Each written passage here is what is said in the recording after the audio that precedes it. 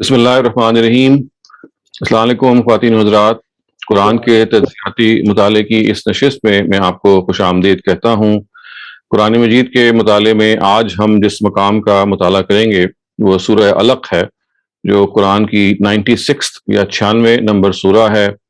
آپ میں سے اکثر لوگوں کے ہاں یہ سورہ جو ہے وہ حافظے میں محفوظ ہوتی ہے، اس کی کم سے کم شروع کی جو چند آیات ہیں، کیونکہ اس کے بارے میں جو ہمارے یہاں تفسیر بالروایہ کے اسکالرز ہیں وہ یہ کہتے ہیں، ان کی جو میجورٹی ہے وہ یہ کہتی ہے کہ سورہ علق کی جو پہلی 5 آیتیں ہیں وہ اصل میں نبی صلی اللہ علیہ وسلم پہ نازل ہونے والی پہلی وحی تھی، اور اس بنا پہ ہم اس سورہ کا تجزیہ کر کے دیکھتے ہیں کہ یہ جو تفصیل بیان کی جاتی ہے سورہ کی شان نزول کے حوالے سے، سورہ کی تفصیل کے حوالے سے، وہ سورہ کے اندر سے اس کو ہم کیسے سپورٹ کر سکتے ہیں۔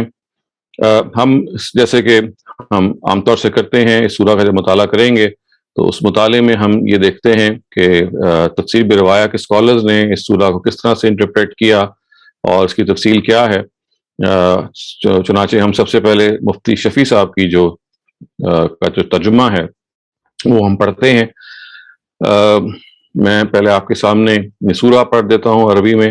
اقرأ بسم ربک الذی خلق، خلق الانسان من علق، اقرأ وربک الاکرم الذی علم بالقلم، علم الانسان ما لم يعلم، کلا ان الانسان لیطغى ان رآہ استغنى، ان الى ربک الرجعى، ارأیت الذی ینہى عبدا اذا صلى، ارأیت ان كان على الهدى او امر بالتقوى، ارأیت ان کذب وتولى، الم يعلم بان الله يرى، كلا لئن لم ينتهي لنسفعا بالناصية، ناصية كاذبة خاطية، فليدع نادية، سندع الزبانية، كلا لا تطعه واسجد واقترب۔ تو آپ اس طرح سے یہ دیکھ سکتے ہیں کہ اس سورہ کا جو متن ہے وہ ان آیات پر مشتمل ہے۔ یہ 19 آیتیں ہیں۔ اس کا ترجمہ اب آپ سن لیجئے جو مفتی شفیع صاحب نے اپنی تفسیر معارف القرآن میں کیا ہے۔ پڑھ اپنے رب کے نام سے جو سب کا بنانے والا ہے، بنایا آدمی کو جمے ہوئے لہو سے، پڑھ اور تیرا رب بڑا کریم ہے، جس نے علم سکھایا قلم سے، سکھلایا آدمی کو جو وہ نہ جانتا تھا۔ کوئی نہیں آدمی سر چڑھتا ہے، یعنی سر چڑھنا یہ محاورہ ہے، یعنی جو یہاں پہ الفاظ آئے ہیں نا کہ ان الانسان لیطغی، تو سر چڑھنا مطلب ہے سرکشی کرنا۔ اس سے کہ دیکھے اپنے آپ کو بے پرواہ، بے شک تیرے رب کی طرف پھر جانا ہے۔ تو نے دیکھا اس کو جو منع کرتا ہے ایک بندہ کو جب وہ نماز پڑھے، بھلا دیکھ تو اگر ہوتا نیک راہ پر یا سکھاتا ڈر کے کام، بھلا دیکھ تو اگر جھٹلایا اور منہ موڑا، تو نے اگر جھٹلایا اور منہ موڑا، یہ نہ جانا کہ اللہ دیکھتا ہے، یعنی علم یعلم بان اللہ یری، یہ نہ جانا کہ اللہ دیکھتا ہے۔ کوئی نہیں اگر باز نہ آئے گا ہم گھسیٹیں گے چوٹی پکڑ کر، کیسی چھوٹی جھوٹی گناہگار۔ اب بلا لے وے اپنی مجلس والوں کو، ہم بھی بلا لیتے ہیں پیادے سیاست کرنے کو۔ یہ وہی ہے سیاست یہاں پہ جس مفہوم میں ہے، یہ اس مفہوم میں نہیں اس طرح سے ہم اردو میں عام استعمال کرتے ہیں، بلکہ یہ اس مفہوم میں ہے کہ وہ پیادے جو ہیں وہ اس مقصد کے لیے آئیں کہ ان کو پکڑ بلائیں۔ کوئی نہیں مت مان اس کا، یعنی جس کا کہا گیا کلا لا تطعہ، یعنی ہرگز نہیں آپ نے اس کا کہا نہیں ماننا، یعنی you don't have to obey him، واسجد واقترب، اور سجدہ کیجئے اور نزدیک ہو جائیے۔ تو یہ آپ نے ترجمہ سماعت فرما لیا ہے جیسا کہ استاذ مفتی شفیع نے اس کا ترجمہ کیا ہے۔ اسی کے ساتھ میں ترجمہ پڑھنا چاہتا ہوں استاذ امین احسن اصلاحی کا بھی۔ متن چونکہ ہم پڑھ چکے ہیں تو میں صرف ترجمے پہ اکتفا کر رہا ہوں۔ پڑھ اپنے اس خداوند کے نام سے اس نے پیدا کیا انسان کو خون کے تھکے سے، یہ وہی ہے جو اوپر لوتھڑے کے لفظ سے آیا ہے۔ تو یہ علق جو ہے یہ تھکا یا لوتھڑا، یہ اسی چیز کو کہتے ہیں۔ پڑھ اور تیرا رب بڑا ہی کریم ہے، جس نے تعلیم دی قلم کے واسطے سے، اس نے سکھایا انسان کو جو کچھ وہ نہیں جانتا تھا۔ ہرگز نہیں، بے شک انسان سرکشی کر رہا ہے اپنے تئیں بے نیاز سمجھ کر، بے شک تیرے خداوند ہی کی طرف لوٹنا ہے۔ ذرا دیکھو اس کو تو جو روکتا ہے ایک بندے کو جب وہ نماز پڑھتا ہے، بھلا دیکھو اگر وہ ہدایت پر ہوا یا نیکی کا حکم کرنے والا ہوا۔ دیکھیے اب یہ آگے انہوں نے یہ جو 3 نقطے لگا کے 3 ڈیش لگا کے یہ بتایا ہے کہ اس کا جواب حذف ہے. یعنی جب آپ یہ کہتے ہیں کہ بھلا دیکھو تو صحیح کہ وہ اگر وہ ہدایت پر ہوا یا نیکی کا حکم دینے والا ہوا، اس کا مطلب ہے کہ جواب ایک حذف پر ہی بتایا جا رہا ہے کہ جس کی تم مخالفت کر رہے ہو اگر وہ نیکی پہ ہے اور نیکی کا حکم دینے والا ہے تو پھر تمہارا کیا بنے گا، تمہاری پہ شامت آئے گی. تو یہ اس طرح سے سورہ کے اندر جو ایک تند و تیزی ہے، اس کے اندر ایک سختی ہے. یہ جواب جب اس طرح سے محذوف ہو جاتا ہے، ایسے جیسے متکلم نے وہ آپ جو مخاطب یعنی یوں سمجھ لیجئے کہ جو سننے والے ہیں ان پر چھوڑ دیا کہ وہ سمجھ لیں کہ متکلم کے اندر ایک بہت غیظ اور غضب کا معاملہ ہے کہ جس شخص کے ساتھ آپ یہ کر رہے ہیں. دیکھیے نا پچھلی آیت میں جو یہ کہا گیا کہ ذرا دیکھو اس کو جو روکتا ہے ایک بندے کو جب وہ نماز پڑھتا ہے، یعنی ابداً اذا صلی کی جو ترکیب ہے، ایک بندہ جب نماز پڑھتا ہے واضح ہے کہ یہ نبی صلی اللہ علیہ وسلم کے لیے ایک بڑی ہی عمدہ تعبیر ہے کہ ایک بندہ تنکیر یہاں پہ تفخیم شان کے لیے ہے. مطلب یہ ہے کہ ہے تو یہ نکرات ابداً یہاں، لیکن مراد نبی صلی اللہ علیہ وسلم کی ذات ہے کہ جب وہ نماز پڑھتے ہیں تو یہ آگے بتایا جا رہا ہے کہ کیسے ان کی مخالفت کی جاتی ہے. اور یہ کہا گیا کہ بھئی جس کو آپ روک رہے ہیں نماز پڑھنے سے، اگر وہ ہدایت دینے والا ہوا تو اب دیکھیں بات کو روک دیا ہے، حالانکہ جواب کچھ آنا چاہیے تھا نا، تو جواب کو حذف کر دیا ہے. تو جب اس موقع پہ جواب حذف کیا جاتا ہے تو مقصد یہی ہوتا ہے کہ مخاطب کو یہ بتایا جائے کہ وہ کتنی دنات سے کام لے رہے ہیں اور بولنے والا اس میں کتنی اینگر محسوس کر رہا ہے، کتنی سختی محسوس کر رہا ہے. اب پھر دیکھیے آگے کہا گیا بھلا دیکھو اگر اس نے جھٹلایا اور منہ موڑا، رأیتا ان کانا ان کذبا و تولا. تو یہ اب پھر جواب اس کا محذوف ہے، یعنی سپریسڈ ہے. ہونا تو یہ چاہیے تھا کہ اس آگے سے کہا جاتا ہے دیکھو تو صحیح اس نے جھٹلایا اور منہ موڑا، اس کا یہ بنے گا.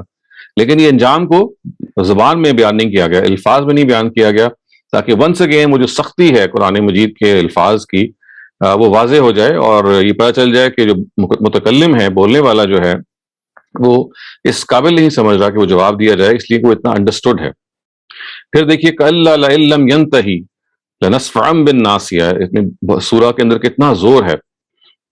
کیا اس نے نہیں جانا کہ اللہ دیکھ رہا ہے؟ یہ اس سے پہلے کی جو آیت الم یعلم ان اللہ یرا، اس کا ترجمہ ہے ہرگز نہیں، اگر یہ باز نہ آیا تو ہم اس کو گھسیٹیں گے.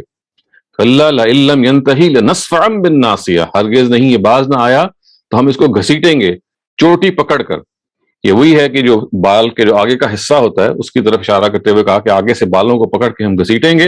اور پھر بتایا کہ جھوٹی نابکار گناہ گار چوٹی، یعنی پیشانی کا جو آگے کا حصہ ہے جہاں بال ہوتے ہیں، یہ صرف یہ نہیں کہا گیا کہ ہم اس کو گھسیٹیں گے، بلکہ کہا گیا یہ ایسا شخص ہے کہ جس کی جو چوٹی ہے، جس کی جو پیشانی کا یہ آگے کے جو بال ہیں یہ نابکار ہیں اور یہ گناہ گار ہیں. یعنی ایسے جیسے کہ انسان کی جو شخصیت ہے چونکہ اس کی پیشانی سے ظاہر ہوتی ہے سب سے زیادہ، تو بتایا گیا کہ یہ ایک بدبخت شخص کی چوٹی ہے. اور پھر دیکھیے ایک چیلنج دیا گیا، فَلْيَدْعُ نَادِيَهُ. یعنی وہ بلا لیں اپنی پارٹی کو، اپنے ہمدردوں کو، اپنے ساتھیوں کو، اپنے گروپ کو وہ بلا لیں. تو آگے سے اللہ تعالیٰ کہتے ہیں سَنَدْعُ الزَّبَانِيَ. اور پھر یہ دیکھ لیں کہ ہم بھی بلائیں گے سرہنگوں کو، یعنی ہم بھی بلا لیں گے ان کو کہ جو حفاظت کرنے والے ہیں جہنم کی، اس کے جو کیپرز ہیں. اور پھر نبی صلی اللہ علیہ وسلم سے کہا گیا کَلَّا لَا تُطِعْهُ وَاسْجُدْ وَاقْتَرِب. ہرگز نہیں، اس کی بات نہ مان اور سجدہ کر اور قریب ہو جا. یعنی سورہ کے اندر جو ایک بے مثال زور ہے، اس کے اندر جو ایک شدت ہے، قوت ہے، یہ ظاہر و باہر ہے، ہر لفظ سے ٹپکی پڑ رہی ہے. اور اس میں یہ صاف معلوم ہو رہا ہے کہ ہم جیسے کہ استاذ مفتی شفیع نے اس کا ترجمہ کیا، اس ترجمے کے اندر جو قرآن مجید کا ایک عموم ہے وہ زیادہ داخل ہو گیا ہے اس کے خصوص سے.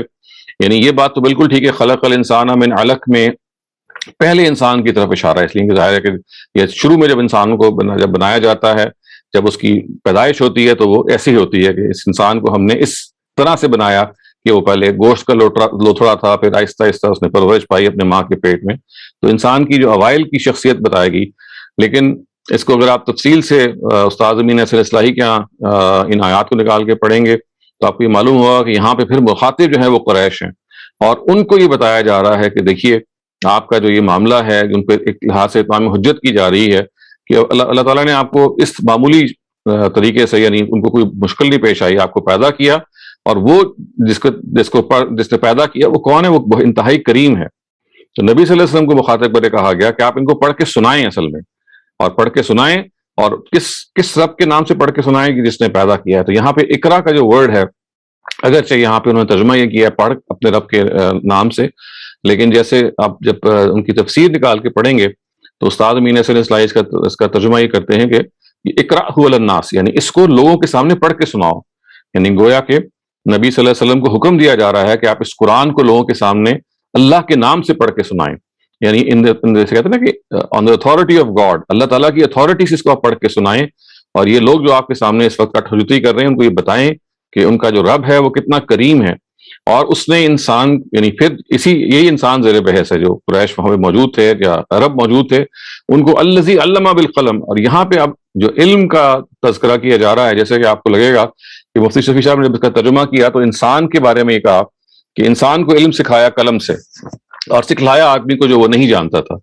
لیکن استاذ امین حسن اصلاحی اس کو خصوص میں لے رہے ہیں اور یہ کہہ رہے ہیں کہ یہاں انسان اصل میں ہر انسان یا عام انسان مراد نہیں ہے، بلکہ وہی قریش مراد ہیں جو سامنے اس وقت کھڑے ہوئے ہیں، ان کو بتایا جا رہا ہے، اہل عرب کو بتایا جا رہا ہے کہ اللہ تعالیٰ کا یہ احسان ہے کہ اس نے اب وحی کو قلم بند کر دیا، یعنی کہ یہاں پہ جو الذی علم بالقلم ہے، یہاں یہ کوئی عام علم مراد نہیں ہے بلکہ علم الہی مراد ہے، یعنی کتاب الہی مراد ہے، کہ اس کتاب الہی کو اللہ تعالیٰ نے قلم بند کر دیا ان کے لیے، اور یہ اشارہ ہے اس چیز کی طرف کہ قرآن مجید کو لکھ کر اللہ تعالیٰ نے پیش انسانوں کو دیا تاکہ انسان لکھ سکیں، یعنی اس کا جو اہتمام کروایا وہ یہ ہے کہ نبی صلی اللہ علیہ وسلم قرآن کو پڑھتے تھے اور پڑھ کے سناتے تھے، اور لوگ اور ان کے جو کاتبین وحی ہیں اور ان کے جو اور شاگرد ہیں وہ اس کو لکھ لیا کرتے تھے، اور پھر یہ کہا گیا کہ علم الانسان ما لم یعلم، یعنی یہ وہ لوگ ہیں کہ جو دین و شریعت سے واقف نہیں تھے، یہ امی تھے، لیکن اللہ تعالیٰ نے قرآن کی تعلیم سے ان کو سرفراز کیا۔ مفتی صاحب نے جب اس کا ترجمہ کیا، جیسے کہ میں نے پہلے عرض کیا کہ اس کو ایک عموم میں لے لیا ہے کہ سکھلایا آدمی کو وہ جو نہیں جانتا تھا، یعنی جیسے کہ انسان کے بارے میں ایک عمومی تبصرہ ہے، جبکہ استاد امین حسن اصلاحی جو ہیں وہ اس کو ایک خصوص میں لے رہے ہیں کہ یہاں پہ وہ انسان مراد ہیں جو اس وقت نبی صلی اللہ علیہ وسلم کے سامنے کھڑے تھے، اور انہی کے بارے میں دیکھیے کہا جا رہا ہے کہ ان الانسان لیطغی، یہ انسان، یہ شخص، یہ لوگ جو ہیں یہ اب سرکشی کر رہے ہیں، اور سرکشی کیوں کر رہے ہیں؟ کوئی اپنے آپ کو بے نیاز سمجھتے ہیں کہ ان کو کوئی پوچھنے والا نہیں ہے، جبکہ حقیقت یہ ہے کہ ان الی ربک الرجع، ان کو اپنے رب کی طرف لوٹنا ہے۔ اور پھر دیکھیے یہ سورہ کے اندر جو ایک تیزی ہے وہ اور زیادہ آ جاتی ہے، اس سے پہلے جو تھی وہ ایک تمہید بندی تھی، اب جو تیزی آتی ہے کہ ارایت الذی ینہا عبدا اذا صلی، تو آپ یہ دیکھیے آیت نمبر 9، آیت نمبر 11 اور پھر یہ آیت نمبر 13، یہ تینوں اور نمبر آیتیں 9، 11 اور 13، ان تینوں کا جو آغاز ہے وہ ارایتا کے لفظ سے ہو رہا ہے۔ تو یہ ارایتا جب اس طرح سے اس موقع پہ آتا ہے تو وہ جھٹکنے کے لیے، دوسروں کو جھنجھوڑنے کے لیے آتا ہے، تو یہ کہا گیا کہ کیا تم دیکھتے نہیں ہو کہ جو روکتا ہے اس شخص کو جو نماز پڑھتا ہے، جو میرا بندہ جو ہے، اور کیا تم دیکھتے نہیں ہو کہ اگر وہ حق پہ ہے، یعنی اگر وہ ہدایت دینے والا ہے تو پھر تمہارا کیا بنے گا؟ تو یہ جیسے میں نے ابھی ایکسپلین کیا تھا ترجمہ کرتے ہوئے کہ یہاں پہ ایک ایسی شدت ہے کہ اس میں جواب حذف ہو گئے ہیں، اور اللہ تعالیٰ کی طرف سے ایک ڈانٹ ہے جو پلائی جا رہی ہے، اور پھر یہ آگے کہا جا رہا ہے کہ اگر یہ باز نہیں آتے یہ لوگ تو پھر ان کے ساتھ یہ معاملہ کیا جائے گا، اگر یہ اپنی کسی مددگار کو بلاتے ہیں تو ہم اپنے سرنگوں کو بلائیں گے۔ اور پھر نبی صلی اللہ علیہ وسلم کو آخر مخاطب کر کے کہا کہ آپ ان کی پرواہ نہ کریں۔ عربی زبان میں جو اطاعت کا ورڈ ہے اس کے یہ ابتدائی مفہوم میں بھی آتا ہے اور یہ پرواہ نہ کرنے کے مفہوم میں بھی آتا ہے، یعنی یہاں اس کا مطلب یہ نہیں ہوتا کہ کوئی خدا نخواستہ نبی صلی اللہ علیہ وسلم سے اندیشہ تھا کہ وہ کوئی اطاعت کریں گے، بلکہ تعاطیو عربی زبان میں پرواہ کرنے یا کسی کو امپورٹنس دینے، اہمیت کے مفہوم میں بھی آتا ہے۔ تو اب یہ نبی صلی اللہ علیہ وسلم کو کہا گیا کہ آپ ان کی پرواہ نہ کریں، لا تطیعوا، اور خدا کے آگے سجدہ ریز ہو جائیں، اور اس سجدہ ریز ہونے کے نتیجے میں آپ خدا سے قریب تر ہو جائیں گے۔ گویا کہ مخالفین کی جو شدت تھی کہ وہ نبی صلی اللہ علیہ وسلم پہ آئے دن سب و شتم کرتے یا ان کو کسی طریقے سے نیچا دکھانے کی کوشش کرتے، ان کو ہراس کرتے، تو نبی صلی اللہ علیہ وسلم کو یہ فرمایا گیا کہ دیکھیے آپ نماز میرے قریب ہو جائیے، اور اس کے نتیجے میں آپ کے اوپر جو یہ آشخائیاں کر رہے ہیں، جو آپ کو یہ اس طرح سے ہراس کر رہے ہیں، آپ میری امان میرے پاس حفاظت میں آ جائیں۔ تو اگر آپ یہ پوری سورہ کو اس طرح سے دیکھیں گے تو ایک جنرل کمپیریزن آپ کے سامنے آ جائے گا کہ استاذ مفتی شفیع جو ہیں وہ اس پوری سورہ کو ایک جنرل مفہوم میں لے رہے ہیں، اور جیسے کہ میں نے شروع میں عرض کیا کہ ان کے نزدیک اور تمام جو تفسیر روایہ اسکالرز ہیں ان کے نزدیک سورہ علق جو ہے یہ اصل میں پہلی وحی ہے، یعنی پہلی وحی جو نبی صلی اللہ علیہ وسلم پہ نازل ہوئی۔ اکثریت کی رائے تو یہ ہے اس سلسلے میں کہ جو پہلی 5 آیتیں ہیں وہ اصل میں پہلی وحی ہیں، اور اس کے بعد جو اس سے لیس آپ سمجھ لیں میجورٹی میں جو ویو ہے، دوسرا جو ویو ہے وہ یہ کہتا ہے کہ پوری کی پوری سورہ علق اصل میں پہلی وحی ہے، یعنی آپ سمجھ لیں کہ ایک گروپ یہ کہتا ہے کہ پہلی وحی constituted the first 5 verses only، صرف پہلی 5 آیتیں، اور دوسرا گروپ یہ کہتا ہے کہ نہیں، not just the first 5 verses بلکہ the whole surah was revealed in one go۔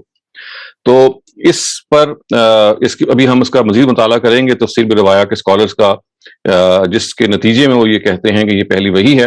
لیکن اس سے پہلے کہ ہم اس کا مطالعہ کریں، استاد امین حسن اصلاحی نے اس میں اپنی 2 آبزرویشنز بیان کی ہیں، جس سے اس سورہ کے پہلی وحی ہونے پر انہوں نے سوال اٹھا دیا ہے اور یہ کوشچن کر دیا ہے کہ اس کو پہلی وحی کے طور پہ نہیں مانا جا سکتا۔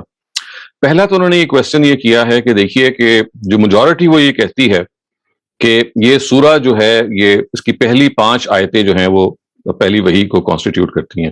تو ذرا ایک مرتبہ نگاہ ڈال لیجئے دوبارہ سے ان پہلی 5 آیتوں کو، تو آپ یہ دیکھیے کہ جو انہوں نے تنقید کی ہے وہ یہ ہے کہ اگر آپ پہلی 5 آیتوں کو پہلی وحی مانتے ہیں تو اس میں ایک بات تو چلیں یہ ہو جاتی ہے کہ ایک اللہ تعالیٰ کے نام سے پڑھ کے سنانے کی گفتگو ہے، اور یہ بتایا جا رہا ہے کہ انسان کو یہ ایک احسان کے طور پہ یاد رکھنا چاہیے کہ اب جو اللہ تعالیٰ وحی کر رہے ہیں وہ قرآن کے ذریعے سے لکھ کر انسان کو وہ دے رہے ہیں تاکہ وہ اس کو محفوظ کر سکیں۔ یہاں اگر آپ بات کو ختم کر دیں کہ علم الانسان ما لم یعلم، تو 5 آیتیں یہاں مکمل ہو جاتی ہیں۔ استاذ آگے سے یہ کہتے ہیں کہ دیکھیے اگر یہ مان لیا جائے کہ پہلی 5 آیتیں پہلی وحی تھیں، تو پھر جو چھٹی آیت ہے جو شروع ہو رہی ہے کلا ان الانسان لیطغی سے، ہرگز نہیں یہ انسان جو ہے یعنی یہ انسان سرکش ہے، تو یہ کسی طرح سے بھی موضوع نہیں ہے کہ کلا سے کوئی نئی وحی کا آغاز ہو۔ یعنی میں اگر نئی وحی کا آغاز کروں اس بات سے، یا نئی بات کا آغاز کروں اور میری پچھلی بات لیٹ سے کسی پچھلی مجلس میں ہو اور میں ایک دم سے کہوں کہ ہرگز نہیں ہے تو ایسا ہے، تو یہ اس کی تقاضا کرتا ہے کہ کلا کے پیچھے کے جملے ساتھ کوئی موجود ہوں۔ یعنی آپ ایک دم سے ابرپٹلی جب کہیں کلا ان الانسان لیطغی اور اس سے ایک نئی وحی کا آغاز کر دیں تو یہ کلام کے اتصال کے خلاف ہے۔ یعنی کلام اس میں اتنا جڑا ہوا ہے کہ کلا سے ایک نئی وحی کا یا ایک نئی انسٹالمنٹ آف وحی کا ماننا یہ ایک بعید بات ہے، کیونکہ کلا جو ہے یہ اصل میں پچھلی بات پر آیا ہے۔ کلا کا عربی زبان اردو زبان میں مطلب ہے ہرگز نہیں، تو اب ہرگز نہیں جب آپ کہیں گے تو کسی بات پر کہیں گے نا جو پیچھے گزری ہے، اس کے بغیر یہ ایک نئی وحی جب نازل ہو جائے گی اور وہ شروع یہاں سے ہوگی ہرگز نہیں، تو یہ مستبد ہے۔ وہ کہتے ہیں یہ بات جو ہے یہ بالکل عربیت کے بھی خلاف ہے اور اللہ تعالیٰ کے طریقے کے بھی خلاف ہے جس طرح سے انہوں نے قرآن کو نازل کیا۔ تو پہلی تنقید وہ یہ کرتے ہیں کہ پہلی 5 آیتوں کو تو پہلی وحی نہیں مانا جا سکتا، اس لیے کہ جو چھٹی آیت ہے وہ 5ویں آیت سے اور 4تھی آیت سے بالکل جڑی ہوئی ہے، اور کلا سے ایک نئی انسٹالمنٹ کا شروع ہونا کسی طرح سے بھی موضوع نہیں ہے۔ دوسری وہ تنقید یہ کرتے ہیں کہ جی اگر آپ یہ مان لیں کہ چلیں یہ پہلی 5 آیتیں تو قرآن کی پہلی وحی نہیں ہو سکتی، بلکہ ساری کی ساری سورہ ہی پہلی وحی ہے، جیسے دوسرے گروپ کی یہ رائے نا، یعنی پہلا گروپ تو یہ کہتا ہے کہ پہلی 5 آیتیں ہیں پہلی وحی، دوسرا گروپ جو ہے اس کے بعد جو نیکسٹ میجورٹی میں گروپ ہے وہی کہتا ہے کہ نہیں پوری کی پوری سورہ جو ہے وہ پہلی وحی ہے، پوری کی پوری۔ تو اس پر استاد امین حسن اصلاحی سوال اٹھاتے ہیں کہ یہ کسی طرح سے بھی موضوع نہیں ہے کہ اس سورہ کو پہلی وحی قرار دیا جائے، اس لیے کہ اس سورہ کے اندر اتنی سختی ہے، یہ ڈانٹ ہے جو ایک لحاظ سے ان لوگوں کو پلائی جا رہی ہے۔ اور جیسے کہ ابھی میں نے آپ کے سامنے جب ان کی تشریح بھی کی الفاظ کی، تو ارایت الذی ینہا، ارایت ان کان علی الہدی او امر بالتقوی، یہ سارے الفاظ جو ہیں یہ بہت شدت بیان کر رہے ہیں اللہ کی طرف سے۔ اور پھر جب یہ کہا گیا ہے کہ ان لم ینتہی لنسفا بالناصیہ، اگر یہ باز نہیں آیا تو ہم اس کو چوٹی سے پکڑ لیں گے، جھوٹی نابکار چوٹی، اور یہ الفاظ جو ہیں یہ کسی طرح سے بھی موضوع نہیں ہے کہ یہ پہلی وحی کے لیے بولے جائیں۔ یعنی اللہ تعالیٰ جب پہلی مرتبہ ہم کلام ہوتا ہے تو ظاہر ہے اس کے اندر ایک تمہید ہوتی ہوگی، اس کے اندر لوگوں کو پہلے دین کی طرف بلایا جاتا ہے، دین سمجھایا جاتا ہے۔ شروع میں تو ڈانٹ نہیں، یعنی قرآن کا پورا مزاج یہ ہے کہ ڈانٹ کا یا ناراضی کا وقت تب آتا ہے کہ جب ایک مدت گزر جاتی ہے دعوت کی، ایک ٹائم گزر جاتا ہے پریچنگ پہ، پہلے اعتراضات کا جواب دیا جاتا ہے، پہلے لوگوں کی بات سنی جاتی ہے، ان لوگوں کو مخاطب کر کے یہ بتایا جاتا ہے کہ دیکھیے یہ آپ دین کو بھلا بیٹھے ہیں یا دین کو ریوائیو کرنے میں فلاں فلاں کانسیپٹس ہیں جو ضروری ہے پہ آپ متوجہ ہوں۔ یہ بتایا جاتا ہے کہ دیکھیے آپ اس وقت شرک سے آلودہ ہو چکے ہیں۔ یہ اگر آپ ساری کی ساری مکیات کو دیکھیں گے اوائل میں تو آپ دیکھیں گے کہ یہ گفتگویں ہیں جو ہو رہی ہیں۔ تو اس بنیاد پہ وہ یہ کہتے ہیں کہ کیسے یہ مان لیا جائے کہ یہ پوری کی پوری سورہ جو ہے یہ پہلی وحی ہے، کیونکہ یہ پہلی وحی کا تو مزاج ایسا نہیں ہونا چاہیے، اس میں تو نرمی ہونی چاہیے، اس کے اندر تو بات کو پیش کرنا چاہیے۔ یہ تو شروع ہی ڈانٹ سے ہو رہا ہے معاملہ سارے کا سارا۔ اسی بنا پہ استاد امین حسن اصلاحی کے جو شاگرد ہیں اور ہمارے استاد ہیں جناب جاوید احمد غامدی صاحب، وہ یہ کہتے ہیں کہ یہ اس سورہ کو اگر آپ بنظر غیر اس کا مطالعہ کریں تو آپ نے یہ دیکھا ہوگا ان کی تفسیر البیان ہے، اس میں انہوں نے جو 7واں گروپ ہے قرآن مجید کا جو سورہ ملک سے شروع ہوتا ہے اور سورہ ناس تک جاتا ہے. اس میں انہوں نے گروپ کے اندر تقسیم کی ہوئی ہے اور یہ بتایا کہ دیکھیے یہ انذار کا مرحلہ ہے، اس کے بعد انذار عام ہے اور پھر اتمام حجت کا مرحلہ ہے. تو انہوں نے اپنی تقسیم میں اس سورہ کو اتمام حجت کے مرحلے میں پیش کیا ہے یا پلیس کیا ہے. تو ظاہر ہے کہ اتمام حجت کا جو مرحلہ ہے وہ تبھی آتا ہے کہ جب انذار اور انذار عام یعنی دین کی جو دعوت ہے اس کو اچھی طرح سے پہنچا دیا گیا. تو انہوں نے بھی اپنی استاذی کی بات کو آگے بڑھایا ہے اور یہ بتایا کہ دیکھیے یہ کسی طرح سے بھی موضوع نہیں ہے کہ اس کو پہلی وحی مانا جائے. یہاں تو صاف نظر آ رہا ہے کہ اب معاملہ خاتمے کی طرف بڑھ رہا ہے. یہ لوگ جان بوجھ کے سرکشی دکھا رہے ہیں، یہ اپنے آپ کو بے نیاز سمجھ رہے ہیں، یہ پیغمبر کو تنگ کر رہے ہیں. اور پیغمبر کے ساتھ اللہ تعالیٰ کا معاملہ یہ ہے کہ وہ جب اللہ تعالیٰ اپنے پیغمبر کو بچانا چاہتے ہیں تو وہ پورا موقع دیتے ہیں کہ جو اعتراضات ان پہ کیے جا رہے ہیں، جو عقائد پر جو مختلف انگلیاں اٹھائی جا رہی ہیں، ان سب کو سمجھائیں اور وہ بتائیں. لیکن ایک وقت آ جاتا ہے کہ پھر اللہ تعالیٰ بھی اپنا ہاتھ کھینچ لیتے ہیں اور جو ڈھیل وہ دیتے ہیں اس کو وہ ختم کر دیتے ہیں. تو اس وجہ سے یہ دو نقطے ایسے ہیں جن کی بنیاد پہ یہ کہا جاتا ہے فرائی اسکالرس کی طرف سے کہ یہ کسی طور سے بھی یہ پہلی وحی نہیں ہو سکتی. اگر یہ پہلی وحی نہیں ہے تو پھر ظاہر ایک فطری سا سوال پیدا ہوتا ہے کہ پھر پہلی وحی کیا ہے. تو استاد امین احسن اصلاحی نے اپنے رجحان کا اظہار بھی کر دیا ہے. اور اگر آپ ان کی تفسیر تدبر قرآن پڑھیں گے آپ کو معلوم ہو جائے گا کہ انہوں نے اس کا ذکر کیا ہے. اور زمخشری کی رائے، جو زمخشری ایک مفسر ہے قرآن مجید کے، ان کی جو کتاب الکشاف ہے وہ عربی زبان میں ہی موجود ہے. تو انہوں نے یہ بیان کیا ہے کہ زیادہ تر جو مفسرین ہیں، مفسرین کی طرف اشارہ کیا ہے، یا محدثین یا اصولین کی طرف اشارہ نہیں کیا، بلکہ یہ کہا ہے کہ زیادہ تر مفسرین یہ سمجھتے ہیں کہ سورہ فاتحہ جو ہے وہ پہلی وحی ہے اور سورہ علق جو ہے اس کو ہم پہلی وحی نہیں مان سکتے. تو اگرچہ انہوں نے اپنے دلائل تو نہیں دیے زمخشری نے، لیکن استاد جاوید مدغامدی، استاد امین احسن اصلاحی دونوں نے اس بات کو مؤکد کیا ہے کہ یہ جو ایک عام بات مشہور ہو گئی ہے کہ اقرا، کیونکہ اقرا کا ورڈ بڑا فیسنیٹنگ ہے نا کہ آپ پڑھیں، تو گویا کہ پڑھنے سے مطلب یہ ہے کہ نبی صلی اللہ علیہ وسلم کو کہا جا رہا ہے کہ ابھی آپ کی وحی کا آغاز ہو رہا ہے. لیکن میں بھی آگے تو تفصیل آپ کو بتاتا ہوں کہ وہ جو آغاز کی وجہ بنی ہے کہ سورہ علق کو آغاز سے ریلیٹ کر لیا جائے، وہ بخاری کی ایک روایت اور حدیث ہے جس میں یہ الفاظ آ گئے ہیں کہ اللہ تعالیٰ نے یہ الفاظ نازل کیے. اور چونکہ اس میں اقرا کا ورڈ ہے کہ اپنے رب کے نام سے پڑھ کے سناؤ، تو یا پڑھو اپنے رب کے نام سے، تو اس وجہ سے انہوں نے اس کو محسوس کیا کہ یہ نبی صلی اللہ علیہ وسلم اس کے مخاطب ہیں. ایک چیز کو آپ نے نوٹ کیا ہوگا جو میں نے ترجمے کے دوران ایک باریک اشارہ کیا، لیکن میں چاہتا ہوں تھوڑا سا اس کو اور تفصیل سے کھول دوں. وہ یہ کہ مفتی شفیع صاحب بھی اور تمام جو تفسیر روایا کے اسکالرز ہیں وہ اقرا کا ترجمہ کریں گے اے پیغمبر آپ پڑھیں. گویا کہ جبریل جو ہیں وہ وہی لے کے آئے ہیں اور وہ ان سے کہہ رہے ہیں کہ پیغمبر آپ پڑھیں. استاد امین احسن اصلاحی کہتے ہیں کہ یہ اقرا یہاں پہ ریسائٹ ٹو سم وٹ کے مفہوم میں آیا، یعنی پڑھ کے سنائیے آپ لوگوں کو.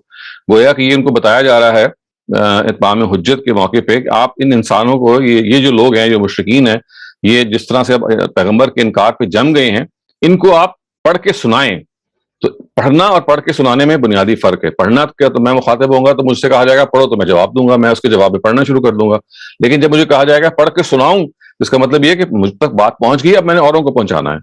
تو یہ فرق بھی ملحوظ رکھیے کہ ہمارے تفسیر روایا کے اسکالرز اقرا کو اصل میں نبی صلی اللہ علیہ وسلم کا مخاطب اس کو مانتے ہوئے کہتے ہیں کہ جبریل نے نبی صلی اللہ علیہ وسلم سے کہا کہ آپ پڑھیں. اور جیسے کہ ابھی ہم بخاری کی روایت میں دیکھیں گے ابھی آگے جا کے، تو انہوں نے اس کا جواب یہ دیا کہ ما انا بن قارن، میں تو پڑھا ہوا نہیں ہوں، یعنی میں تو نہیں جانتا. تو خیر اس کی تفصیل ابھی آگے آ رہی ہے. لیکن جو جیسے کہ میں نے عرض کیا کہ یہاں پہ پڑھنے کے مفہوم میں نہیں بلکہ پڑھ کر سنانے کے مفہوم میں، to recite out to someone, کسی کو آپ آگے کمیونیکیٹ کریں. تو یہ اگر آپ تفصیل جان گئے ہیں تو اس سے آپ کو یہ اندازہ ہو جائے گا کہ سورہ علق کے حوالے سے جو تفسیر روایا کے اسکالرز ہیں وہ ایک روایت کی بنیاد پہ تفسیر جب کرتے ہیں تو سورہ علق کو پہلی وحی قرار دیتے ہیں، جس روایت کا بھی ہم مطالعہ کرنے لگے ہیں. اور جو فرائی اسکالرز ہیں وہ یہ کہتے ہیں کہ یہ کسی طرح سے بھی پہلی وحی نہیں ہو سکتی.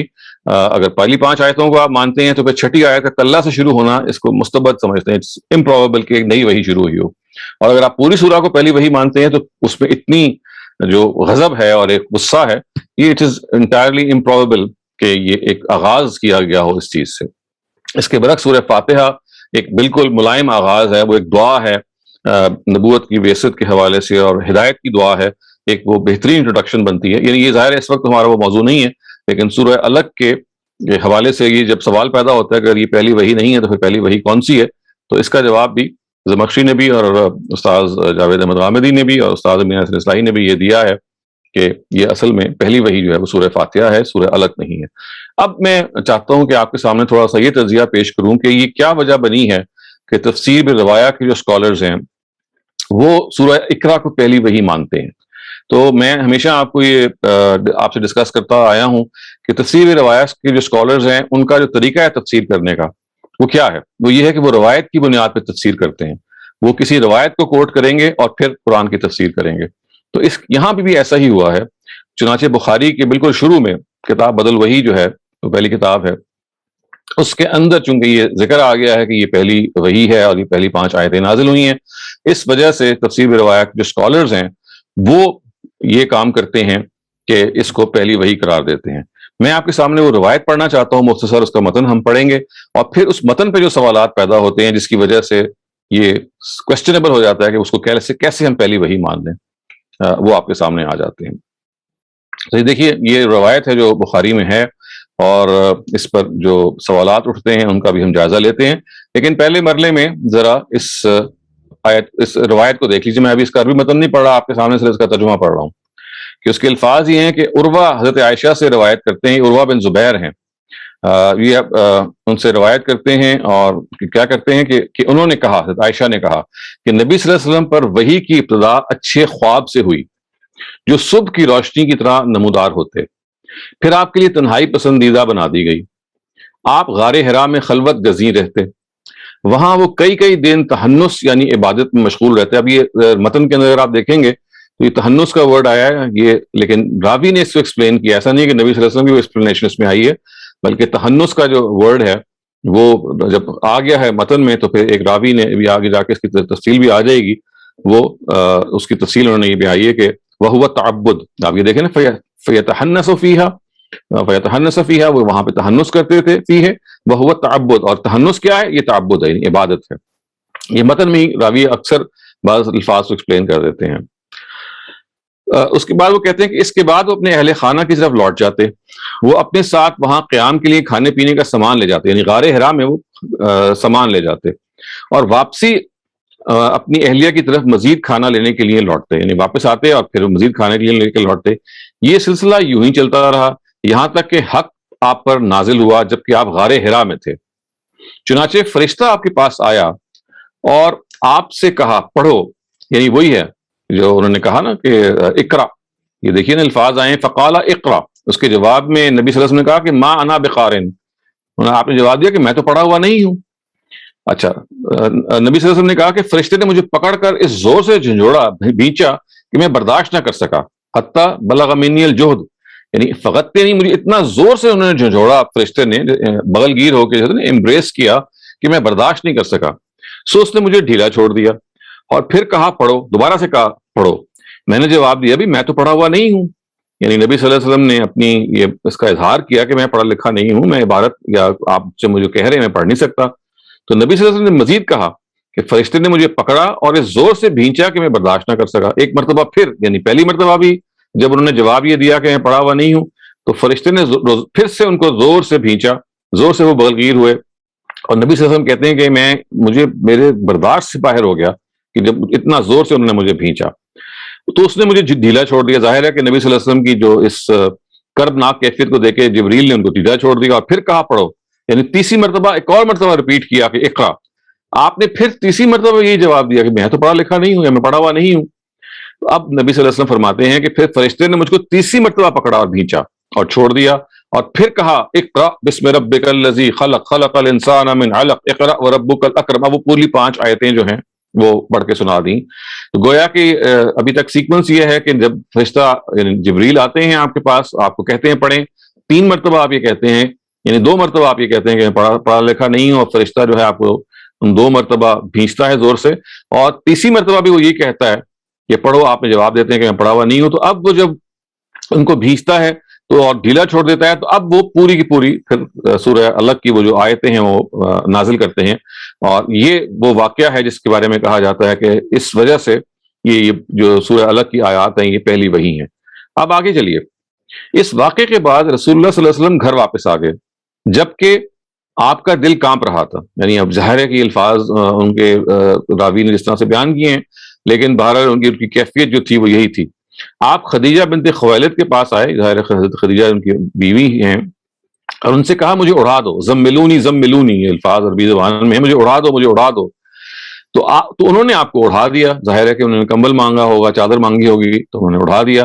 جب ان کا خوف دور ہوا تو آپ نے خدیجہ سے گفتگو کا آغاز کیا اور انہیں جو کچھ پیش آیا اس سے ان کو باخبر کیا. یعنی انہوں نے بتایا دیکھیں فرشتے نے مجھے اس طرح 3 مرتبہ بغلگیر ہوا اور زور سے بھینچا، اور پھر یہ الفاظ کا تو انہوں نے ذکر نہیں کیا، بلکہ اتنا بس ذکر کیا کہ فرشتے نے یہ میرے ساتھ معاملہ کیا. اور پھر دیکھیے انہوں نے کیا کہا کہ مجھے اپنی جان کا خوف ہے. لقد خشیت علی نفسی، یعنی یہ الفاظ کہہ دیے کہ بھئی اس فرشتے نے جو میرے ساتھ معاملہ کیا، اتنی زور سے مجھے بغلگیر وہ ہوا، مجھے تو لگ رہا تھا کہ جیسے میری جان نکل جائے گی، تو مجھے اپنی جان کا خوف ہے. اس پر خدیجہ نے جواب دیا ہرگز نہیں، خدا کی قسم وہ آپ کو کبھی رسوا نہ کرے گا، یعنی اللہ تعالیٰ آپ کو کبھی رسوا نہ کرے گا. ما یخزیک اللہ ابدا، اللہ تعالیٰ آپ کو کبھی نہیں کرے گا. کیوں؟ اس لیے کہ آپ قرابت مندوں کے حقوق کی پاسداری کرتے ہیں، کمزوروں کے بوجھ اٹھاتے ہیں، محروموں کے لیے کماتے ہیں، مہمان نواز ہیں، اور لوگوں کی مشکلات میں ان کی مدد کرتے ہیں. بعد ازاں حضرت خدیجہ آپ کو اپنے چچا زاد بھائی ورقہ بن نوفل بن اسد بن عبد العزیٰ کے پاس لے گئی. ابھی ان کے چچا زاد بھائی ہیں، چونکہ وہ عبرانی جانتے تھے اور قدیم صحائف واقف تھے، تو حضرت خدیجہ نے سوچا کہ میں ذرا ان کے پاس ان کو لے جاتی ہوں. تو زمانہ جاہلیت میں وہ نصرانی ہو گئے تھے. یعنی یہ اب تفصیل مزید بتائی گئی ہے کہ یہ کرسچن ہو گئے تھے، نصرانی ہو گئے تھے، اور وہ عبرانی لکھنا جانتے تھے اور انجیل سے کچھ جو کچھ خدا چاہتا تھا لکھتے تھے. یعنی گویا کہ ان کو لکھنا آتا تھا اور انجیل سے وہ باخبر بھی تھے اچھی طرح. وہ اس وقت بہت عمر رسیدہ تھے اور نابینا ہو چکے تھے. کانا شیخن کبیر قد عمیا، یعنی بہت زیادہ بوڑھے ہو چکے تھے اور نابینا بھی ہو چکے تھے. چنانچہ حضرت خدیجہ نے ان سے کہا ذرا سنیے یہ آپ کے بھانجے کیا کہتے ہیں. یہ عربی زبان میں جو بھانجے کا لفظ اس طرح سے آتا ہے، یہ اس کا مطلب یہ نہیں ہوتا کہ آپ کا سگا بھانجا ہے، بلکہ یہ طریقہ خطاب ہوتا ہے کہ جیسے آپ کے یہ چھوٹے بیٹے یا یہ چھوٹے آپ سے جو آپ کے خرد ہیں، یہ دیکھیے کیا کہتے ہیں آپ کو. تو ورقہ نے کہا بھانجے تم نے کیا دیکھا؟ اس پر رسول اللہ صلی اللہ علیہ وسلم نے ان کو جو کچھ دیکھا تھا اس سے باخبر کیا. یعنی ظاہر ہے وہ فرشتے کا پورا واقعہ سنایا. ورقہ نے جواب میں کہا یہ وہی فرشتہ ہے جو موسیٰ کے پاس آیا کرتا تھا. کاش میں ایک طاقتور نوجوان ہوتا. ظاہر ہے وہ بوڑھے ہو چکے تھے. وہ کہتے ہیں کاش میں ایک طاقتور نوجوان ہوتا، کاش میں اس وقت تک زندہ رہتا جب تمہاری قوم تم کو تمہارے شہر سے نکال دے گی. یعنی اب یہ آگے فیوچر کی وہ باتیں کر رہے ہیں، جیسے کہ واقعہ بھی پیش آیا کہ مکے سے نبی صلی اللہ علیہ وسلم کو ہجرت کرنی پڑی. تو ورقہ یہ کہہ رہے ہیں کہ کاش میں اس وقت تک زندہ رہتا جب تمہاری قوم تم کو تمہارے شہر سے نکال دے گی. اس پر رسول اللہ صلی اللہ علیہ وسلم نے پوچھا کیا وہ مجھے باہر نکال دیں گے؟ آپ نے ظاہر حیرت سے پوچھا. تو ورقہ نے جواب دیا ہاں، جب بھی کوئی شخص وہ لے کر آیا جو تم لائے ہو، یعنی وہی لے کے آیا، اللہ تعالیٰ کی طرف سے پیغام لے کے آیا، تو لوگ اس کے دشمن بن گئے. اگر میں اس وقت تک زندہ رہا تو میں تمہاری خوب مدد کروں گا. ظاہر ہے وہ بوڑھے ہو چکے تھے، انہوں نے اپنی اس حسرت کا بھی اظہار کر دیا. پھر زیادہ دیر نہ گزری کہ ورقہ کا انتقال ہو گیا، وہ تو فوت ہو گئے، اور وہی آپ کے پاس آنا بند ہوگی. ان توفی و فطر الوحی. تو یہ وہ روایت ہے خواتین حضرات جس کی بنیاد پہ یہ کہا جاتا ہے کہ یہ پہلی وحی ہے نبی صلی اللہ علیہ وسلم پہ نازل ہوئی. اور اس کی پہلی وحی ہونے کے بارے میں ظاہر ہے کہ کوئی جب دو رائے نہیں، لوگ اس کو سمجھتے کہ کوئی ہیں کو چیلنج نہیں کرتے، تو وہ اس کی وجہ سے یہ کہتے ہیں کہ دیکھیے بخاری میں یہ روایت آ گئی ہے. امام بخاری نے جس طرح سے اس کو پیش کیا ہے اس سے بالکل واضح ہے کہ اقرا بسم ربک الذی جو ہے وہ نبی صلی اللہ علیہ وسلم پر پہلی وحی کے طور پہ نازل ہوئی. اور یہاں سے آپ یہ بھی دیکھ سکتے ہیں کہ بخاری کی اس روایت میں وہ شروع کی جو 5 آیتیں ہیں انہی کا تذکرہ ہے. پوری روایت پوری نہیں ہے، وہ جو پوری روایت والی پوری آیت یعنی پوری سورہ والی روایتیں وہ الگ ہیں جو یہ بتاتی ہیں کہ پوری کی پوری سورہ نازل ہوئی. لیکن یہاں ہم چونکہ ڈومیننٹ ویو کو اس وقت دیکھ رہے ہیں تو اس وجہ سے میں نے بخاری کا حصے کا انتخاب کیا. اب اس روایت پر کچھ سوالات پیدا ہوتے ہیں. روایت آپ نے اچھی طرح پڑھ لی، یعنی ایک لمبی روایت ہے، لیکن اس کا خلاصہ یہ ہے کہ نبی صلی اللہ علیہ وسلم غار حرا میں جایا کرتے تھے اور وہاں آنا جانا ان کا رہتا تھا، اور کافی ٹائم وہ وہاں گزارتے تھے. جب ان کے پاس کھانے پینے کی جو چیزیں تھیں وہ ختم ہو جاتی تھی تو وہ دوبارہ واپس آتے تھے. اور ایک مرتبہ جب وہ وہاں واپس گئے ہیں تو فرشتہ ان کے پاس آیا، اس نے اقرا کے الفاظ کہے 3 مرتبہ اور بہت زور سے جھنجھوڑا، بھینچا. نبی صلی اللہ علیہ وسلم برداشت نہ کر سکے، وہ آئے، حضرت خدیجہ سے کہا کہ مجھے اڑا دو. خوف سے وہ کانپ رہے تھے. یہ بھی انہوں نے کہا کہ مجھے اپنی جان کا ڈر ہے، اور نبی صلی اللہ علیہ وسلم کو تسلی دینے کے لیے حضرت خدیجہ نے کہا کہ یہ ہو نہیں سکتا کہ اللہ تعالیٰ آپ کو اس طرح سے رسوا کرے، آپ تو یتیموں کے حق بانٹنے والے ہیں، ان کے قرابت مندوں کے حقوق دینے والے ہیں، صلہ رحمی کرنے والے ہیں، ایسا نہیں ہو سکتا۔ پھر وہ اپنے چچا زاد بھائی ورقہ بن نوفل کے پاس لے جاتی ہیں کہ ان سے پوچھنے کے لیے، اس لیے کہ وہ اسکرپچرز کے یا قدیم صحائف کے عالم ہیں۔ وہ بھی یہ کہتے ہیں کہ دیکھیے یہ آپ کے پاس جو اس وقت آیا ہے یہ وہی فرشتہ ہے جو کہ حضرت موسیٰ کے پاس آیا، ان کے پاس وہی لے کے آیا، اور اب اس کا نتیجہ یہ نکلے گا کہ آپ کی قوم آپ کی دشمن ہو جائے گی، کیونکہ جو بھی وہی سے سرفراز ہوا ہے اس کی تاریخ یہی ہے کہ اس کی قوم اس کی دشمن ہو جاتی ہے۔ اور کاش کہ میں اس وقت تک زندہ رہوں جب آپ کو آپ کی قوم دنیا اپنے شہر سے نکالے گی، لیکن جیسے کہ روایت بتاتی ہے کہ وہ ان کا انتقال ہو گیا، اور پھر روایت یہ بھی بتاتی ہے کہ پھر وہی آنا بند ہو گئی۔ تو یہ وہ روایت ہے جس کی بنیاد پہ، چونکہ بخاری میں ہے یہ روایت، جس کی بنیاد پہ تفسیر روایہ کے اسکالرز یہ کہتے ہیں کہ سورہ علق جو ہے یہ پہلی وحی ہے، اور اس کے بارے میں ان کے ہاں ایسے ہی ہے کہ جیسے کوئی there is no two opinions about it۔ اب میں آپ کے سامنے چاہتا ہوں کہ جو اس روایات پر جو کچھ چند سوالات پیدا ہوتے ہیں وہ آپ کے سامنے آ جائیں، کیونکہ یہ ظاہر ہے کہ یہ بخاری میں روایت ہے، اور امام بخاری نے اس کو بہت دقت نظر سے چھان پٹک کے اس کو اپنی روایت اپنی کتاب میں شامل کیا ہے، تو پھر اس میں یقیناً کوئی وزن ہونا چاہیے، اس لیے کہ ان کی جو کتاب ہے وہ اس میں بہرحال جو نقد و جرا کے پیمانے ہیں وہ سب سے زیادہ سخت ہیں باقی صحاح کی کتابوں میں سے، اور وہ آسانی سے روایت کو قبول نہیں کرتے۔ تو اس سوال پر جو سب سے پہلی جو چیز ہے وہ ہم اس کی سند پر تنقید کے حوالے سے دیکھیں گے۔ سند پر جو پہلی تنقید ہے، سند اور متن کا تو میں آپ کو تفصیل بتا چکا ہوں نا، یعنی دیکھیے ایک جو چین آف نریشن ہے اس کو ہم اسناد بھی کہتے ہیں۔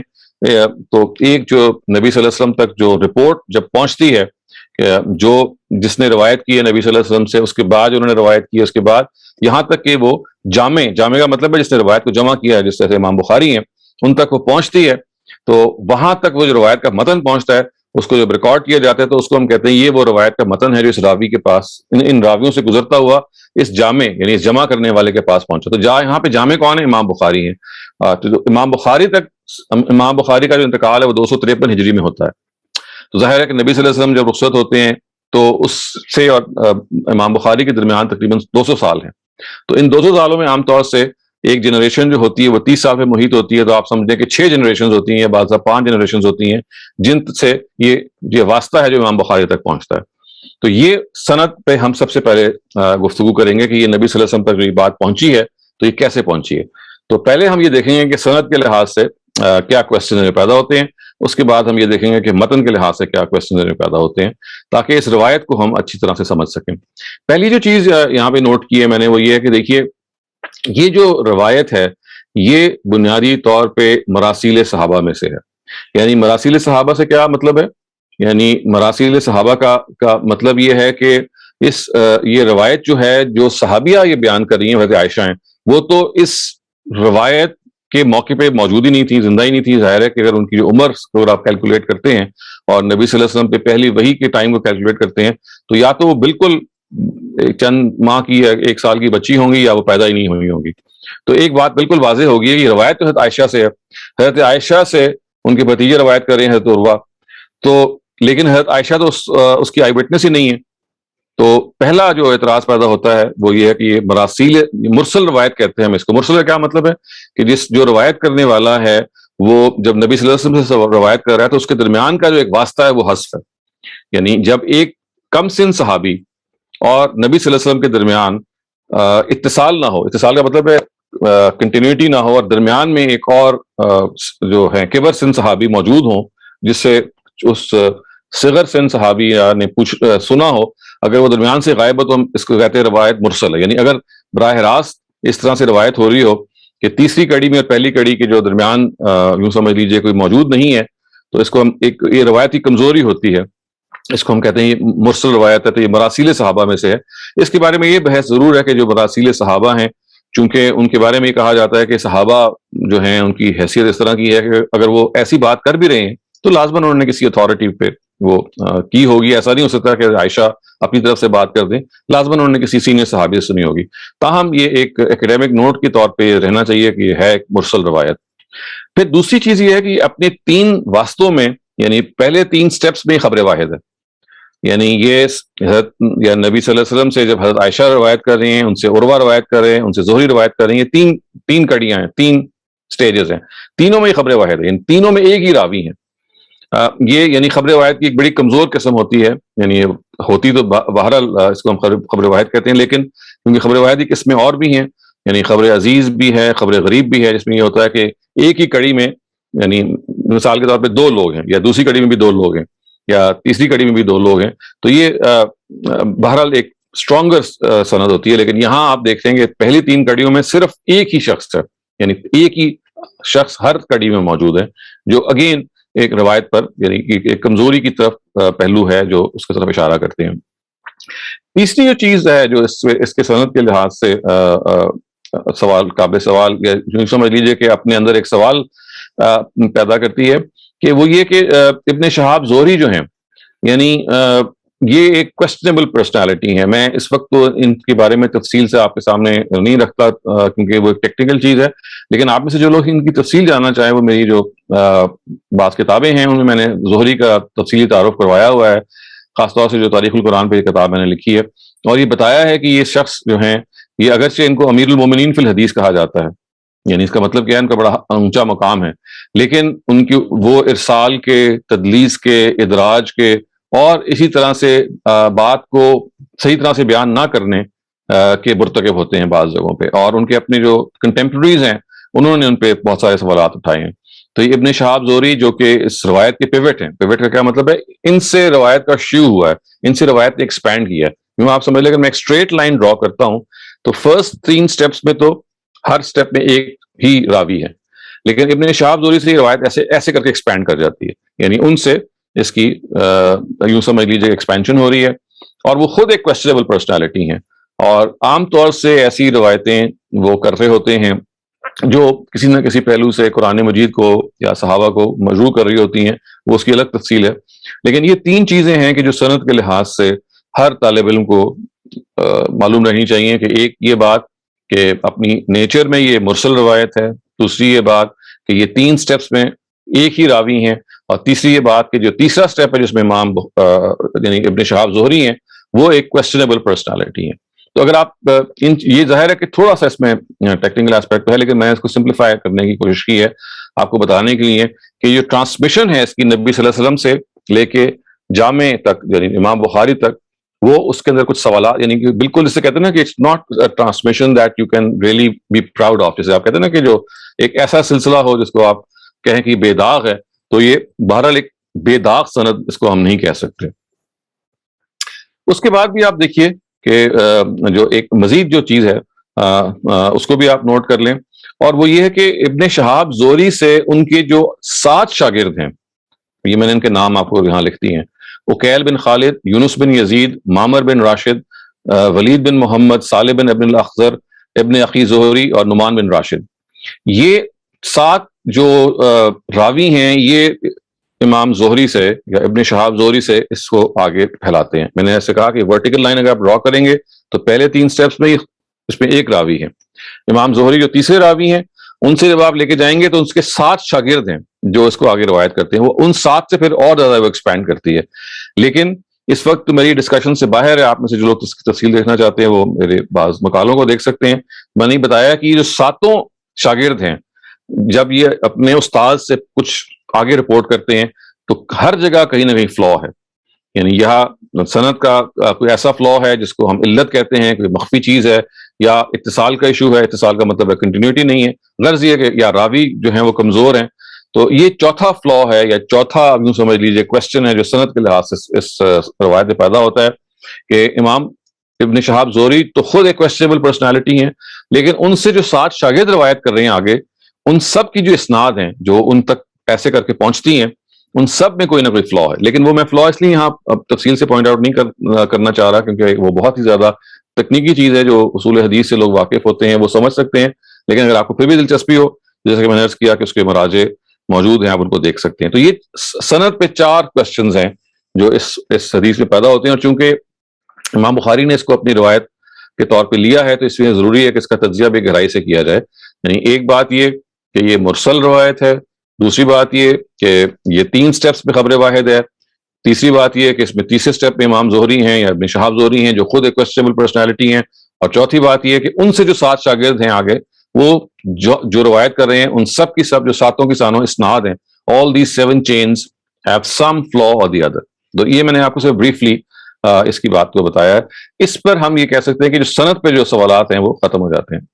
اب دیکھتے ہیں کہ متن پہ بھی سوالات پیدا ہوتے ہیں. دیکھیے نا, میں نے آپ سے عرض کیا کہ جو ایک روایت ہوتی ہے وہ اپنی نیچر میں مجموعہ ہوتی ہے سند کا اور متن کا. تو یہ ہم نے 4 سوالات اٹھائے ہیں اس روایت کی سند پر. اب کچھ سوالات پیدا ہوتے ہیں اس روایت کے متن پر. پہلا سوال جو اس روایت کے متن میں پیدا ہوتا ہے وہ یہ ہے کہ پہلی وحی کا جو واقعہ ہے obviously ایک بہت بڑا واقعہ ہے. یعنی نبی صلی اللہ علیہ وسلم was appointed as a messenger of God as a result of this first وحی. یعنی اگر آپ یہ مان لیں کہ امام بخاری نے جو یہ روایت اپنی کتاب میں درج کی ہے یہ بالکل فلالیس ہے یا اس پہ اعتماد کیا جا سکتا ہے, تو بہرحال اس سے مترشح تو یہ ہوتا ہے نا کہ جو سب سے بڑا ایک ایونٹ نبی صلی اللہ علیہ وسلم کی زندگی میں ہو سکتا تھا, اور بھی ایونٹس ہیں لیکن یہ بہت بڑا ایونٹ ہے کہ جس کو بیان کیا جانا چاہیے تھا.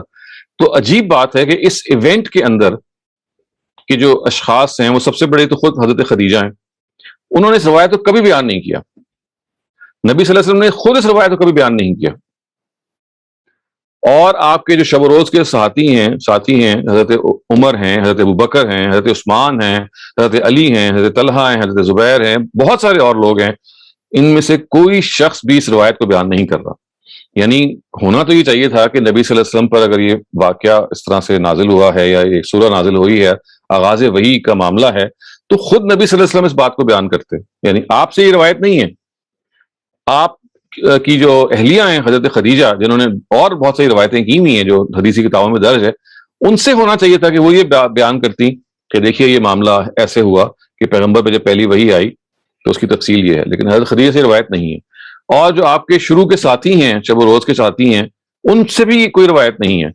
تو یہ ایک سوال پیدا ہوتا ہے کہ اتنا بڑا واقعہ اس کو بیان کرنے کے لیے حضرت عائشہ جو اس وقت پیدا بھی نہیں ہوئی تھی, وہ بعد میں جا کے یا بہت چھوٹی تھیں, بعد میں جا کے انہوں نے کسی اور صحابی سے سنا اور اس کو بیان کرنا شروع کر دیا. تو ایک کوشچن پیدا کرتا ہے کہ یہ اس کو کیوں نہیں اور لوگوں نے بیان کیا, خاص طور سے وہ لوگ کہ جو اس روایت کے اندر موجود تھے. اور اس میں حضرت خدیجہ اور نبی صلی اللہ علیہ وسلم کا اپنا جو حیثیت ہے وہ مسلم ہے. تو یہ ایک پہلا سوال ہے جو اس روایت کے متن پہ پیدا ہوتا ہے. میں نے آپ کے سامنے بھی وہ کچھ سوالات تھے جو سند پہ اٹھائے ہیں, اب یہ پہلا سوال ہے وہ جو متن میں اٹھایا. اچھا, اس کے بعد دیکھیے کہ دوسرا سوال کیا ہے. دوسرا سوال کا جو کوشچن ہے وہ یہ ہے کہ آپ اس کے اندر یہ دیکھیں گے کہ تہنس کا ورڈ استعمال ہوا. میں نے بھی آپ کے سامنے ایکسپلین بھی کیا نا کہ ان کے ہاں تہنس ہے. آج تک یہ پتہ نہیں چل سکا کہ تہنس کا لفظ کہاں ہے. یعنی یہ عربی زبان میں یہ کہیں یہ لفظ نہیں پایا جاتا. اس لفظ کو اس پہ قیاس کیا گیا ہے کہ یہ تحنف تھا اصل میں, تحنف, اور ہے جو ہے یہ سے تبدیل ہوگی تو تحنس بن گیا, اور اس کے نتیجے میں قیاس کیا گیا کہ اصل میں یہ عبادت کے مفہوم ہے. ورنہ یہ عربی زبان میں کہیں اور آپ کو یہ لفظ نہیں ملے گا سوائے ایک روایت کے جو جس میں یہ مل جاتا ہے. تو یہ اتنا غریب لفظ ہے, یہ اتنا ریئر لفظ ہے کہ یہ بات کہ نبی صلی اللہ علیہ وسلم وہاں پہ تحنس کیا کرتے تھے. یعنی اس کا ترجمہ جیسے میں نے آپ کو کہا ہے نا کہ راوی نے یہ کیا کہ وہاں عبادت کرتے تھے. التحنس التعبد یہ الفاظ ہے نا متن کے اندر, لیکن لغت میں جب آپ اس کا لفظ کی مراجعت کرتے ہیں تو آپ کو یہ حیرت انگیز انکشاف ہوتا ہے کہ یہ اس لفظ کو کوائن کیا گیا ہے اور ایک قیاس کر کے بتایا گیا کہ اصل میں یہ لفظ شاید یہ تھا, اس کے بعد یہ بن گیا, اور اس سے پھر یہ مراد ہے جو عبادت لی گئی ہے. اور میں نے جیسے قیاس کیا کہ پورے حدیث کے سرمایہ میں یہ کہیں استعمال نہیں ہوا ہے سوائے ایک اور روایت کے, جو خود ایک کویسچنیبل بات ہے. یہی دوسری بات ہے. تو 2 باتیں ہم نے اس کے متن کے پہلو سے ابھی تک دیکھ لی ہیں. تیسری بات یہ ہے کہ نبی صلی اللہ علیہ وسلم جس انداز سے خوف زدہ ہوئے ہیں یہ اللہ تعالیٰ کی سنت نہیں ہے, اللہ تعالیٰ کا طریقہ نہیں ہے کہ جب وہ اپنے پیغمبروں کو وحی سے سرفراز کرتے ہیں تو وہ اس انداز سے اس چیز کو پیش کریں کہ ان کا جو پیغمبر ہے وہ ڈر جائے یا اس کو احساس ہو گیا پتہ نہیں کیا ہو رہا ہے. اور جیسے نبی صلی اللہ علیہ وسلم کا رد عمل یہاں پہ سامنے آتا ہے کہ خدیجہ کے پاس گئے, انہوں نے کہا کہ زمبلونی مجھے اڑاؤ. آپ کو حضرت موسیٰ جو ظاہر قرآن مجید میں نبی صلی اللہ علیہ وسلم کے بعد سب سے زیادہ ان کا تذکرہ آتا ہے, اگر آپ ان کے واقعات کو نکال کے پڑھیں گے, ان کو وحی سے سرفراز جب کیا گیا تو وہاں پہ یہ بار بار آپ کو نظر آئے گا کہ وہ اللہ تعالیٰ یہ کہتے ہیں کہ میرے حضور کسی خوف کا اندیشہ کسی پیغمبر کو نہیں ہونا چاہیے. تو ایک بالکل جیسے کہتے ہیں نا کہ ایک سکینت کا عالم ہوتا ہے اس کے اندر.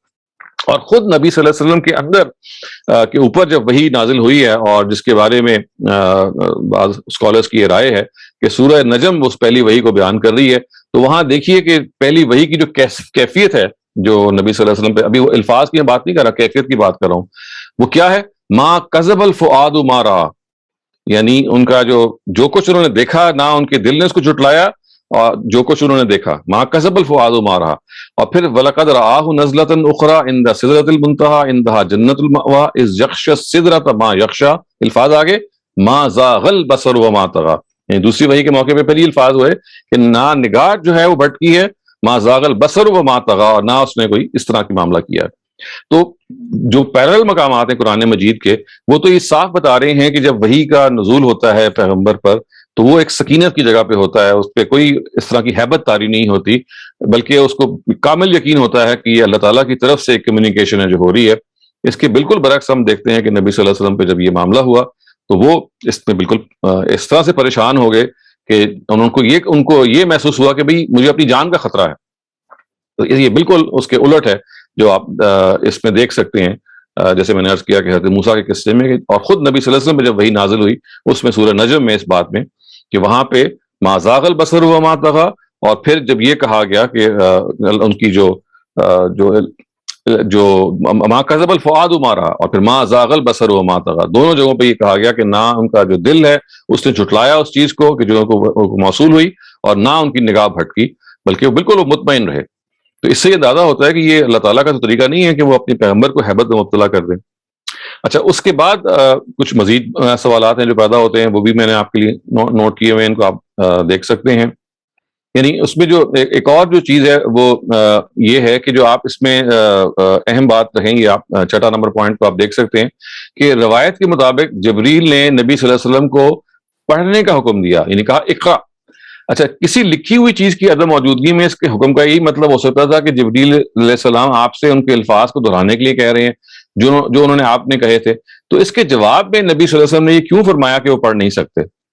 یعنی یہ جو پوائنٹ ہے، یہ اس کو دوبارہ سے کنسیڈر کریں، دوبارہ سے سمجھیں. نبی صلی اللہ علیہ وسلم کو الفاظ بتائے جا رہے ہیں کہ آپ یہ پڑھیں اقرا. تو اگر تو وہ چیز لکھی بھی ہو، یعنی جبریل کہنا کہ آپ یہ چیز میں لے کے آئے ہوں اس کو پڑھیں، تو اس کے جواب میں تو وہ کہہ سکتے کہ ما انا بقارئ، میں تو پڑھا ہوا نہیں ہوں، I cannot read this. لیکن جب کوئی لکھی ہوئی چیز نہ ہو اور میں کہوں پڑھو، تو اس کا کیا مطلب ہوتا ہے کہ جو میں پڑھ رہا ہوں اس کو ریپیٹ کرو، یہی مطلب ہوگا نا. تو نبی صلی اللہ علیہ وسلم ریپیٹ تو کر سکتے تھے، وہ تو لکھی ہوئی چیز کو نہیں پڑھ سکتے تھے کیونکہ وہ امی تھے. تو یہ مزید سوال پیدا ہوتا ہے کہ اگر تو جبریل کو لکھی ہوئی چیز لائیں تو اس کے جواب میں نبی صلی اللہ علیہ وسلم کا جواب بالکل درست ہوگا، وہ کہیں جی میں تو نہیں پڑھ سکتا اس کو، ما انا بقارئ جیسا کہ روایت کہتی ہے. لیکن جب کوئی لکھی ہوئی چیز نہ ہو اور کوئی آپ کو صرف یہ کہے کہ پڑھو، اس کا مطلب یہ ہوتا ہے کہ میرے پیچھے پڑھو، یعنی I am going to recite something and you recite it behind me. تو نبی صلی اللہ علیہ وسلم کو جواب میں کہنا کہ میں تو نہیں پڑھ سکتا، یہ موضوع نہیں ہے، اس لیے کہ وہ اگرچہ لکھی ہوئی چیز نہیں پڑھ سکتے تھے لیکن بولی ہوئی چیز کو دہرا تو سکتے تھے. تو یہاں تو اصل میں جبریل ان کو دہرانے کے لیے کہہ رہے ہیں. تو یہ ایک اور ہے جو سوال پیدا ہوتا ہے کہ انہوں نے پھر نبی صلی اللہ علیہ وسلم کو جواب دیا وہ کسی طرح سے بھی موضوع نہیں ہے.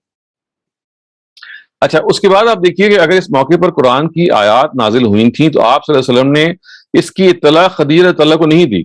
اس کے برعکس آپ نے تو صرف اپنے خوف کا ذکر کیا ہے. یعنی اگر آپ روایت کو پڑھیں تو آپ کو یہ ملے گا کہ نبی صلی اللہ علیہ وسلم نے یہ کہا کہ مجھے میرے جان کا خطرہ ہے اور مجھے سخت خوف لاحق ہے. یعنی نبی صلی اللہ علیہ وسلم نے فرشتے کا جو واقعہ وہ تو پورا سنا دیا کہ اس نے مجھے بھینچا اور پھر چھوڑا اور بھینچا اور چھوڑا، لیکن جو اس کے اندر جو سب سے امپورٹنٹ چیز تھی وہ یہ تھی نا کہ اللہ تعالیٰ کی طرف سے ایک نزول ہوا ہے آیات کا، اس کا کہیں تذکرہ نہیں ہے. یعنی اگر اللہ تعالیٰ کے پیغمبر حضرت خدیجہ سے آ کے یہ کہتے کہ بھی فرشتے نے میرے ساتھ یہ کیا ہے اور اس کے بعد پھر مجھے یہ بھی کہا ہے کہ دیکھو تمہارے پہ یہ آیتیں نازل ہوئی ہیں، اس کا کوئی تذکرہ نہیں ہے. یعنی نبی صلی اللہ علیہ وسلم خوف میں اتنا خوف میں مبتلا ہوئے کہ وہ آیتوں کو بھول گئے، انہوں نے اپنے خوف کو کمیونیکیٹ کیا. تو یہ ایک خود مستبد بات ہے کہ ایک پیغمبر جس کو نبوت سے سرفراز کیا جا رہا ہے اس کو وہ آیتیں نازل کی جا رہی ہیں جو پہلی وحی کا شرف رکھتی ہیں، اور جب وہ اپنی بیوی کو ان آیتوں کو کوٹ کرتے ہیں تو بجائے اس کے کہ وہ ان آیتوں کو کوٹ کریں بتائیں، اور وہ اپنے اس تجربے کو زیادہ فوقیت دیتے ہیں کوٹ کرنے میں، اور یہ کہتے ہیں جی میں اس خوف میں مبتلا ہوں. تو یہ خود ایک اچھمبے کی بات ہے کہ جس سے نبی صلی اللہ علیہ وسلم کی اسی اصول کے لحاظ سے ہمیں حیرت پہ ہوتی ہے کہ جس اصول پہ اللہ تعالیٰ جب اپنے پیغمبر کو دیتے ہیں ایک چیز تو وہ ان کے لیے ایک ایسی چیز ہوتی ہے جو انٹروڈیوس چیز ہوتی ہے. اچھا، ایک اور نقطہ یہ ہے کہ ورقہ بن نوفل کے پاس جانے کی ضرورت کیوں پیش آئی؟ اگر آیات قرآن نازل کی گئی تھی تو پھر یہ کیا نشانی کافی نہیں تھی کہ نبی صلی اللہ علیہ وسلم وحی سے سرفراز کیے جا رہے ہیں؟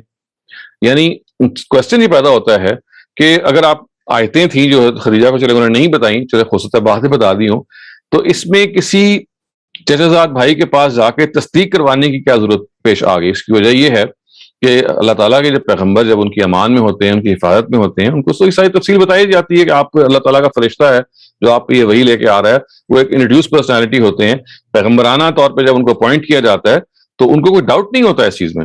تو یہ سوال کہ ایک تھرڈ شخصیت تصدیق کرے اس چیز کی کہ جی ہاں اب جا کے یہ سارا معاملہ ہوگا، تو یہ بھی کسی طرح سے موضوع نہیں ہے. تو یعنی ظاہر ہے کہ کچھ سوالات ہیں جس میں کچھ ضمنی سوالات ہیں، کچھ مین سوالات ہیں، اور اس کے سلسلے میں جو یوں سمجھ لیجیے کہ جو آخری سوال ہے وہ پیدا ہوتا ہے، وہ یہ ہے کہ یہ بات بھی قابل لحاظ ہے کہ بعض مرسل روایات جنہیں سیرت النبی کے اولین سیرت نگار ابن اسحاق کے دو شاگردوں نے بیان کیا ہے، ان میں اس بات کی صراحت ہے کہ یہ جو پورے کا پورا معاملہ جو ہے یہ اصل میں نبی صلی اللہ علیہ وسلم کو خواب میں پیش آیا. یعنی یہ ایک مزید روایت کا طریق یہ کہتا ہے کہ یہ تو بیداری میں ہوا ہی نہیں ہے.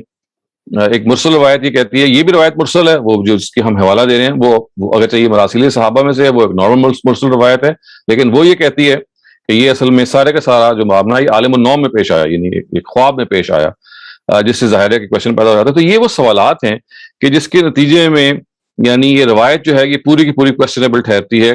یعنی ایک تو ظاہر ہے اس کے سورہ کے مزاج کے لحاظ سے یہ فٹ نہیں بیٹھتا ہے، اس کو پہلی ہم سورہ مانیں یا پہلی 5 آیتوں اگر مانیں تو پھر کلہ کے لفظ سے چھٹی آیت جو شروع ہوتی ہے وہ موضوع نہیں ہے کہ وہاں سے نئی وحی کا آغاز ہو. اور پھر جس بنیاد پہ اس کو پہلی وحی کے طور پہ مانا جا رہا ہے اس میں یہ بنیادی سوالات پیدا ہوتے ہیں کہ کیا وجہ ہے کہ نبی صلی اللہ علیہ وسلم سے خود نہیں بیان کر رہے اس کو، حضرت خدیجہ نہیں بیان کر رہی، جو نبی صلی اللہ علیہ وسلم کے شب و روز کے ساتھی وہ بیان نہیں کر رہے، اور یہ حضرت عائشہ کی زبان سے ہمیں کافی عرصے کے بعد معلوم ہوتا ہے. تو یہ obviously ایک کوشچن پیدا ہوتا ہے. پھر جس طریقے سے یہ سند ہے جو ہمیں بیان کی گئی ہے، جو ایک کمزور سند ہے اس لحاظ سے کہ ابن شہاب زہری اس میں موجود ہیں، اوپر دو ٹیئرز ہیں ان میں ایک راوی ہے، اور ابن شہاب سے جو 7 راوی ہیں وہ ساتوں جو ہیں وہ بے داغ نہیں ہیں بلکہ وہ سند داغدار ہے. تو یہ تو اس کی ٹرانسمیشن میں کمزوری ہے، لیکن ٹیکسٹ کے اندر یہ بھی آپ نے دیکھا کمزوری ہے کہ یہ ایک عجیب سی بات ہے کہ تہنس کے بارے میں عربی لغت جو ہے وہ قیاسی لحاظ سے اس کا مطلب متعین کر رہی ہے. پھر ہم یہ دیکھتے ہیں کہ نبی صلی اللہ علیہ وسلم کو جو خوف برپا ہے یا ان پہ طاری ہوا ہے، یہ اللہ تعالیٰ کی طرح طریقہ نہیں ہے نبوت سے سرفراز کرنے کا.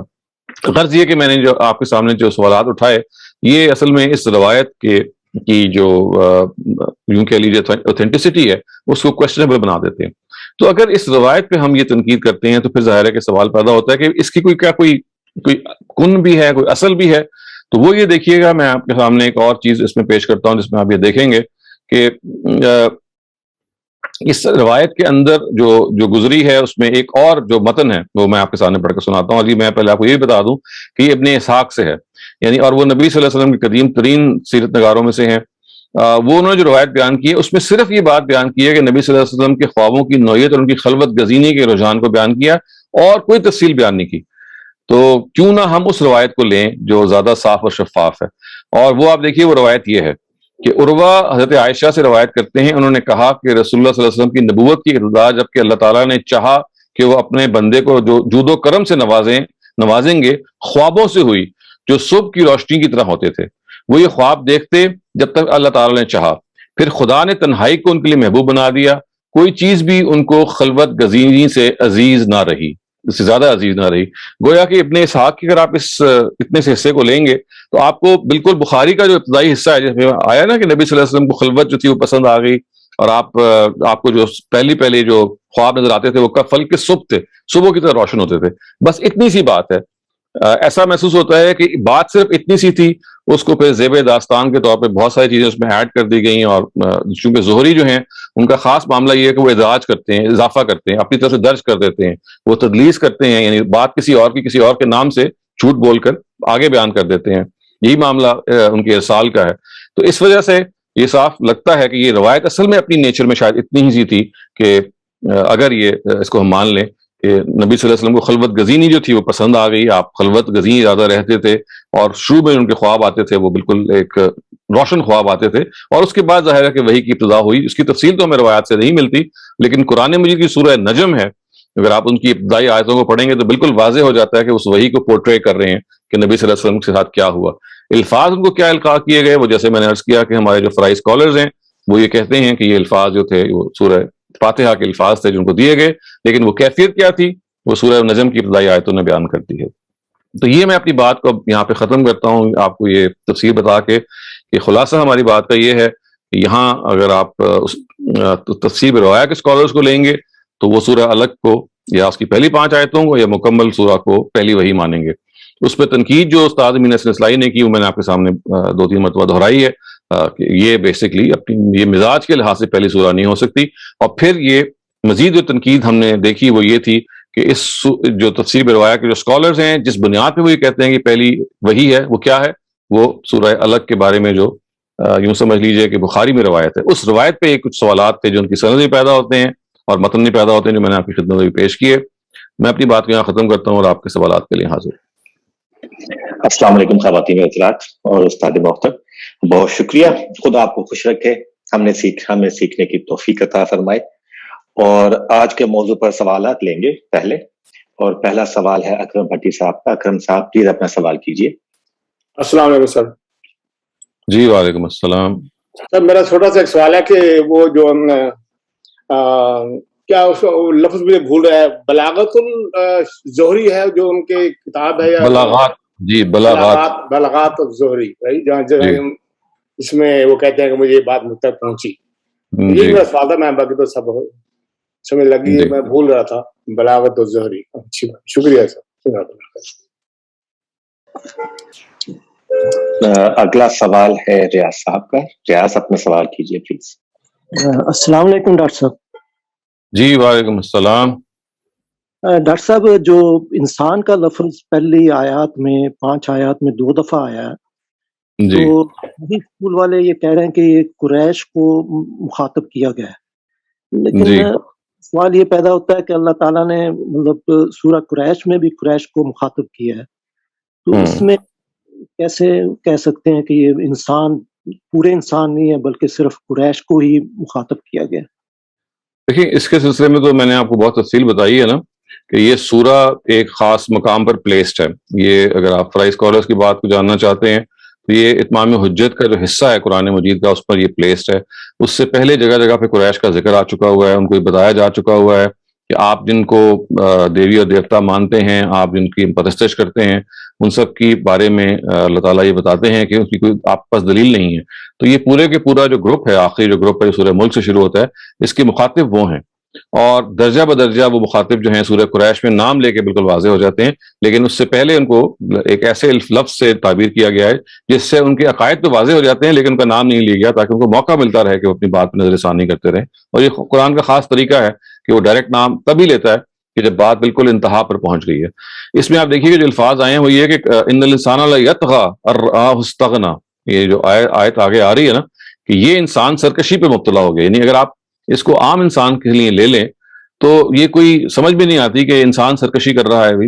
سرکشی کر تو رہے ہیں بہت سارے انسان، لیکن بہت سارے انسان نیک بھی ہیں اور ٹھیک بھی ہیں، تو اس کا کوئی محل سمجھ میں نہیں آتا. لیکن اگر آپ پوری سورہ کو دیکھیں گے جس میں جیسے آیا کہ عبدن اذا صلی، یعنی نبی صلی اللہ علیہ وسلم نے اشارہ کیا کہ یہ ہمارے وہ بندے ہیں جو نماز پڑھتے ہیں اور یہ ان کو روکنے کی کوشش کرتا ہے. تو یہ سورہ اتنی بندھی ہوئی ہے سیاق میں اس چیز کی طرف کہ نبی صلی اللہ علیہ وسلم کے زمانے میں جو ان کو ہراس کیا جاتا تھا، ان کو تنگ کیا جاتا تھا، ان کو روکا جاتا تھا، اس پر ان پہ تنبیہ کی جا رہی ہے. اور بار بار ارائیتا کہا جا رہا ہے. پھر یہ کہا جا رہا ہے کہ اگر یہ نہیں کریں گے تو اگر باز نہیں آئیں گے تو ہم اس کی نابکار پیشانی سے کھینچیں گے. تو یہ ایک پورا کا پوری تعبیر ہے جس میں صاف نظر آ رہا ہے کہ نبی صلی اللہ علیہ وسلم وہاں کھڑے ہیں، قریش ان کو ہراس کر رہے ہیں، ان کو تنگ کر رہے ہیں، اللہ تعالیٰ ان کو تنبیہ کر رہے ہیں کہ دیکھو ابھی موقع آپ کے پاس آخری ہے، اگر آپ نے یہ معاملہ نہیں کیا تو پھر سند و زبانی، یا پھر ہم اپنے سرہنگوں کو بلا لیں گے، آپ اپنے مددگاروں کو بلا لیں. اور پیغمبر کو کہتے ہیں کہ فسجد وقترب، کہ اب آپ سجدہ کیجیے اور مجھ سے قریب ہو جائیے، ان لوگوں کو بالکل میرے حوالے کر دیجیے. تو سورہ کا جو مزاج آپ کو پکڑ کے بتا رہا ہے کہ وہاں پہ نبی صلی اللہ علیہ وسلم کے ایک بنیادی کریکٹر کے طور پہ موجود ہے، اور وہ قریش کے ظلم و ستم سہ رہے ہیں جن کو ہمیں معلوم ہے کہ انہوں نے سہا. اور اس کے جواب میں اللہ تعالیٰ یہ کہہ رہے ہیں کہ دیکھو یہ اب آخری موقع ہے، نہیں باز آؤ گے تو پھر ہم اپنا معاملہ کریں گے. اور ادھر پیغمبر کو یہ کہہ دیا کہ ان کو چھوڑ دو، میرے حوالے کر دو، اگر تم نے ان سے کوئی گزن پہنچی ہے، کوئی مشکل پہنچی ہے تو میرے قریب ہو جاؤ، نماز پڑھو اور نماز سے مدد چاہو، تمہیں سکون مل جائے گا. تو یہ اتنا زیادہ یعنی سورہ کا اپنا جو اندرون ہے وہ پکار کے کہہ رہا ہے. ٹھیک ہے ڈاکٹر صاحب, تھینک یو. بہت شکریہ ریاض صاحب.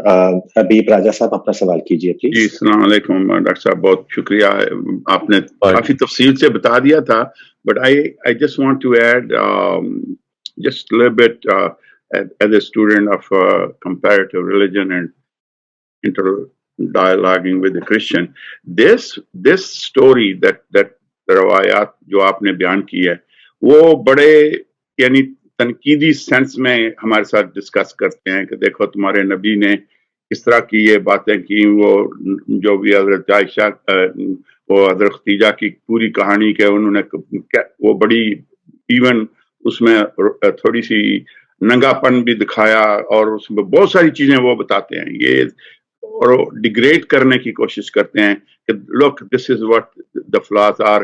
وہ اس وقت کرشنوں کے پاس آئے اور اگر وہ اتنا ہی وہ تھا تو وہ ضرور اگر ان کو اپنی نجات کا اور آخرت کا فکر ہوتا, وہ چچا صاحب جو تھے ان کے, تو وہ ڈیفینیٹلی ایمان لے آتے, بجائے اس کے کہ وہ کہتے کہ بھائی یا میں ابھی بوڑھا ہوں, بھائی تم نے ایمان لانا ہے وہ آخرت کے. تو یہ ساری چیزیں جو ہیں بڑی عجیب سی ہیں جو ہماری اس لٹریچر میں آ چکی ہیں unfortunately, and being used to defy and to reject Islam. لیکن ایک بات جو صرف آپ نے وہ تفصیلاً بتا دیا, عزائیہ بک آف عزائیہ چیپٹر 29 اور چیپٹر 22 اس میں, لیکن 29 کو میں یہاں کوٹ کرتا ہوں. چیپٹر 29 ورس 12 میں ایک پرافسی ہے جو اس میں لکھا گیا ہے کہ book is delivered to him and it's being said read and he says I cannot read. I'm not saying that this is the first because it says book is given to him and it says read and he says I cannot read. So it looks like that prophecy I quote personally to the Christian friends, and there is many book of Isaiah میں بہت ہیں, لیکن میں یہ کہتا ہوں کہ یہ ڈسکشن جو ہے آپ نے تفصیلاً بتا دیا ہے کہ بھئی آیا یہ پہلی ہے یا دوسری ہے. مقصد یہ ہے کہ اللہ کے نبی کی اور اس کتاب کی جو پروفیسی ہے وہ you can find in old testament and new testament and many other books. اللہ نو. جی وہ تو ایک الگ سے حقیقت ہے کہ اس کتاب کے حوالے سے جو پچھلی کتابیں ہیں وہ بولتی ہیں, اور سورہ اعراف میں جو یہ بات بیان ہوگی ہے کہ نبی صلی اللہ علیہ وسلم کو کے بارے میں کہ یجدونہم مکتوبا عندہم فی التوراۃ والانجیل, کہ ان کا جو نام ہے نام سے ان کی پیشن گوئی کی گئی. آبویسلی وہ ان صاحب کتاب بھی وہ تھے, تو یہ تو ایک الگ سے ظاہر موضوع ہے کہ یہ ان کو اچھی طرح جانتے ہیں پیغمبر کو, اور اسی وجہ سے کہا گیا کہ انہوں نے جب جھٹلایا تو ایسا نہیں کہ غلط فہمی سے جھٹلایا, ان کو یقین تھا, اس چیز کا انتظار کر رہے تھے اور جانتے بوجھتے ہوئے جھٹلایا, اور اسی وجہ سے اللہ تعالیٰ کا غضب بھی بہت بھڑکا ایسے لوگوں کے خلاف. تو لیکن چونکہ یہ روایت ایک ایسی ہے جو بنیاد بن گئی ہے سورہ الگ کو پہلی وحی قرار دینے میں, اور سورہ الگ کا اپنا مضمون اس سے اباع کر رہا ہے. یعنی آپ سمجھیں جو اس پورے کی پوری بات کا ایک ٹیک اوے ہے وہ یہ ہے کہ سورہ اپنے اندر سے پہلے پکارتی ہے کچھ اور روایت اگر اس کے خلاف کھڑی ہے تو روایت ایکسیپٹ نہیں کیا جا سکتا. سورہ اپنے اندر سے پکار رہی ہے کہ بہت بات کی سورہ ہے, اس کے اندر جو ایک غصے کا مضمون ہے وہ تبھی اللہ تعالیٰ اس کو روا رکھتے ہیں کہ جب بات سادگی سے بتا دی گئی ہو. دوسرا آدمی اب ہر دھرمی پہ اتر آیا ہے, دوسرا آدمی کچ بحثی کر رہا ہے, اس پر حق واضح ہو گیا ہے لیکن وہ اس کا انکار کر رہا ہے, تب اللہ تعالیٰ غصہ آتا ہے. لیکن روایت یہ کہہ رہی ہے کہ یہ پہلی وحی ہے, تو اصل میں روایت میں اور قرآن مجید میں کوئی مطابقت جو ہے وہ نظر نہیں آ رہی. تو یہ ضروری ہے کہ قرآن کے طالب علموں میں واضح کیا جائے کہ ہم قرآن مجید کو پہلے قرآن کے داخل سے سمجھنے کی کوشش کریں گے, اور کوئی روایت اگر اس کے خلاف کھڑی ہے تو پھر اس کی کوئی حیثیت نہیں ہے قرآن کے مقابلے میں, اگرچہ کہ وہ بخاری نے کیوں نہ کوٹ کی ہو. بالکل صحیح ہے. ڈاکٹر صاحب ایک اور بات جو آپ نے اس میں کہا کہ بھائی یہ تھوڑی تصدیق لگتی, یہ بات تھوڑی سچی لگتی ہے, ایک آپ نے روایت پیش کی اور جس میں کہ خواب کا آپ نے ذکر کیا, لیکن اس کے مقابلے میں اگر سورہ شعراء چیپٹر 42 کی آیت جس میں اللہ تعالیٰ ریولیشن کی 3 قسمیں بتاتا ہے, اس میں تو خواب واب کا کوئی چکر نہیں ہے. اس میں تو ویری کلیئر ہے کہ اللہ تکلیم کرتا ہے یا وہی کرتا ہے یا پھر رسل بھیجتا ہے. یہ تو میں تنقید میں بتا رہا تھا کہ یہ روایت میں تضاد ہے. یعنی کچھ روایتیں یہ بیان کرتی ہیں کہ عالم بیداری میں واقعہ پیش آیا, اور یہ جو میں نے ابھی آپ کو بتایا کہ عالم نوم میں یا خواب میں پیش آیا, یہ ایک اور کیٹیگری آف روایات ہے. تو وہاں میں ہم کوئی تصدیق نہیں کر رہے تھے یا اس کی تائید بھی نہیں پیش کر رہے تھے، بلکہ بتا رہے تھے کہ روایات میں تناقض ہے. یعنی ایک کیٹیگری آف روایت یہ بتا رہی ہے کہ بیداری میں معاملہ پیش آیا، اور یہ ابن اسحاق کی جو دو مرسل روایتیں ہیں وہ یہ بتا رہی ہیں کہ یہ سارے کا سارا معاملہ خواب میں پیش آیا. تو یہ روایت کی تنقید کا اصول ہوتا ہے کہ ایک ہی بات کو اگر دو لوگ مختلف انداز سے بیان کر رہے ہیں تو ہمارے محدثین کہتے ہیں کہ اذا تعارضت سقطت، جب چیز میں کوئی معارضہ پیدا ہو جائے، کانٹرڈکشن پیدا ہو جائے، تو پھر وہ قابل اعتبار نہیں ٹھہرتی. اس لیے کہ دونوں پاسبلٹیز کو آپ نے یکجا رکھ دیا. یہ عالم نوم کا واقعہ ہے یا عالم بیداری کا واقعہ ہے. جی جی جزاک اللہ خیر. بہت شکریہ. اگلا سوال ہے اے جے کا. اے جے پلیز اپنا سوال کیجیے. السلام علیکم. وعلیکم السلام. ڈاکٹر صاحب میرے دو سوالات ہیں. ایک تو یہ سوال ہے کہ اگر یہ اسٹیبلش کرنا کیوں ضروری ہے کہ پہلی وحی کون سی تھی، اس سے اوور آل قرآن کے میسج یا سورت کے میسج پہ کیا فرق پڑتا ہے؟ دوسرا سوال میرا یہ، آپ نے یہ فرمایا کہ غامدی صاحب نے اس کو اتمام حجت والی کیٹیگری میں رکھا ہے، تو یہ اگر مکی صورت تھی اور اتمام حجت کی جو امپلیمنٹیشن تھی وہ مدنی دور میں ہوئی ہے، تو یہ بات میرے سمجھ میں نہیں آئی، ذرا کنفیوزنگ لگ رہی ہے. میں آپ کا پہلا سوال بھول گیا ہوں. پہلا سوال یہ تھا کہ یہ اسٹیبلش کرنا کیوں ضروری ہے کہ پہلی وحی کیا تھی. کیوں ضروری ہے؟ جی نہیں، وہ دیکھیں اسٹیبلش کرنا تو کچھ ضروری نہیں ہے، لیکن چونکہ جب آپ سورہ کو پڑھتے ہیں تو سورہ کو پڑھنے میں تفسیر بالروایا کے اسکالرز اس سورہ پہ کامنٹ کرتے ہیں اور یہ کہتے ہیں کہ یہ پہلی وحی ہے. دیکھیں نا، ان کی انڈرسٹینڈنگ کے مطابق یہ پہلی وحی ہے. تو جو فرائی اسکالرز ہیں وہ یہ بتاتے ہیں کہ دیکھیے سورہ کا داخل اس بات کو ریجیکٹ کر رہا ہے. سورہ کے اندر کی جو شدت ہے، یا سورہ کی چھٹی آیت ہے، اگر آپ پہلی 5 آیتوں کو پہلا حصہ مان لیں تو وہ اس کو اگل رہی ہیں کہ اس کو پہلی وحی مانا جائے. تو یہ تو دیکھیے، یہ جو پوری ہمارا سیشن ہے قرآن کے تجزیاتی مطالعے کا، اس میں اسی طرح سے جو لطیف اور سٹل چیزیں ہوتی ہیں قرآن کے ایڈوانس طالب علموں کے لیے ہی ہوتی ہیں، ان کو بتایا جائے کہ دیکھیے قرآن کا جو متن ہے وہ ہر جگہ حاکم رہے گا. اگر قرآن مجید کے بارے میں کوئی بات خارج سے کہی جا رہی ہے تو وہ اگر قبول تب کی جائے گی جب قرآن کا ٹیکسٹ اس کو قبول کرے گا.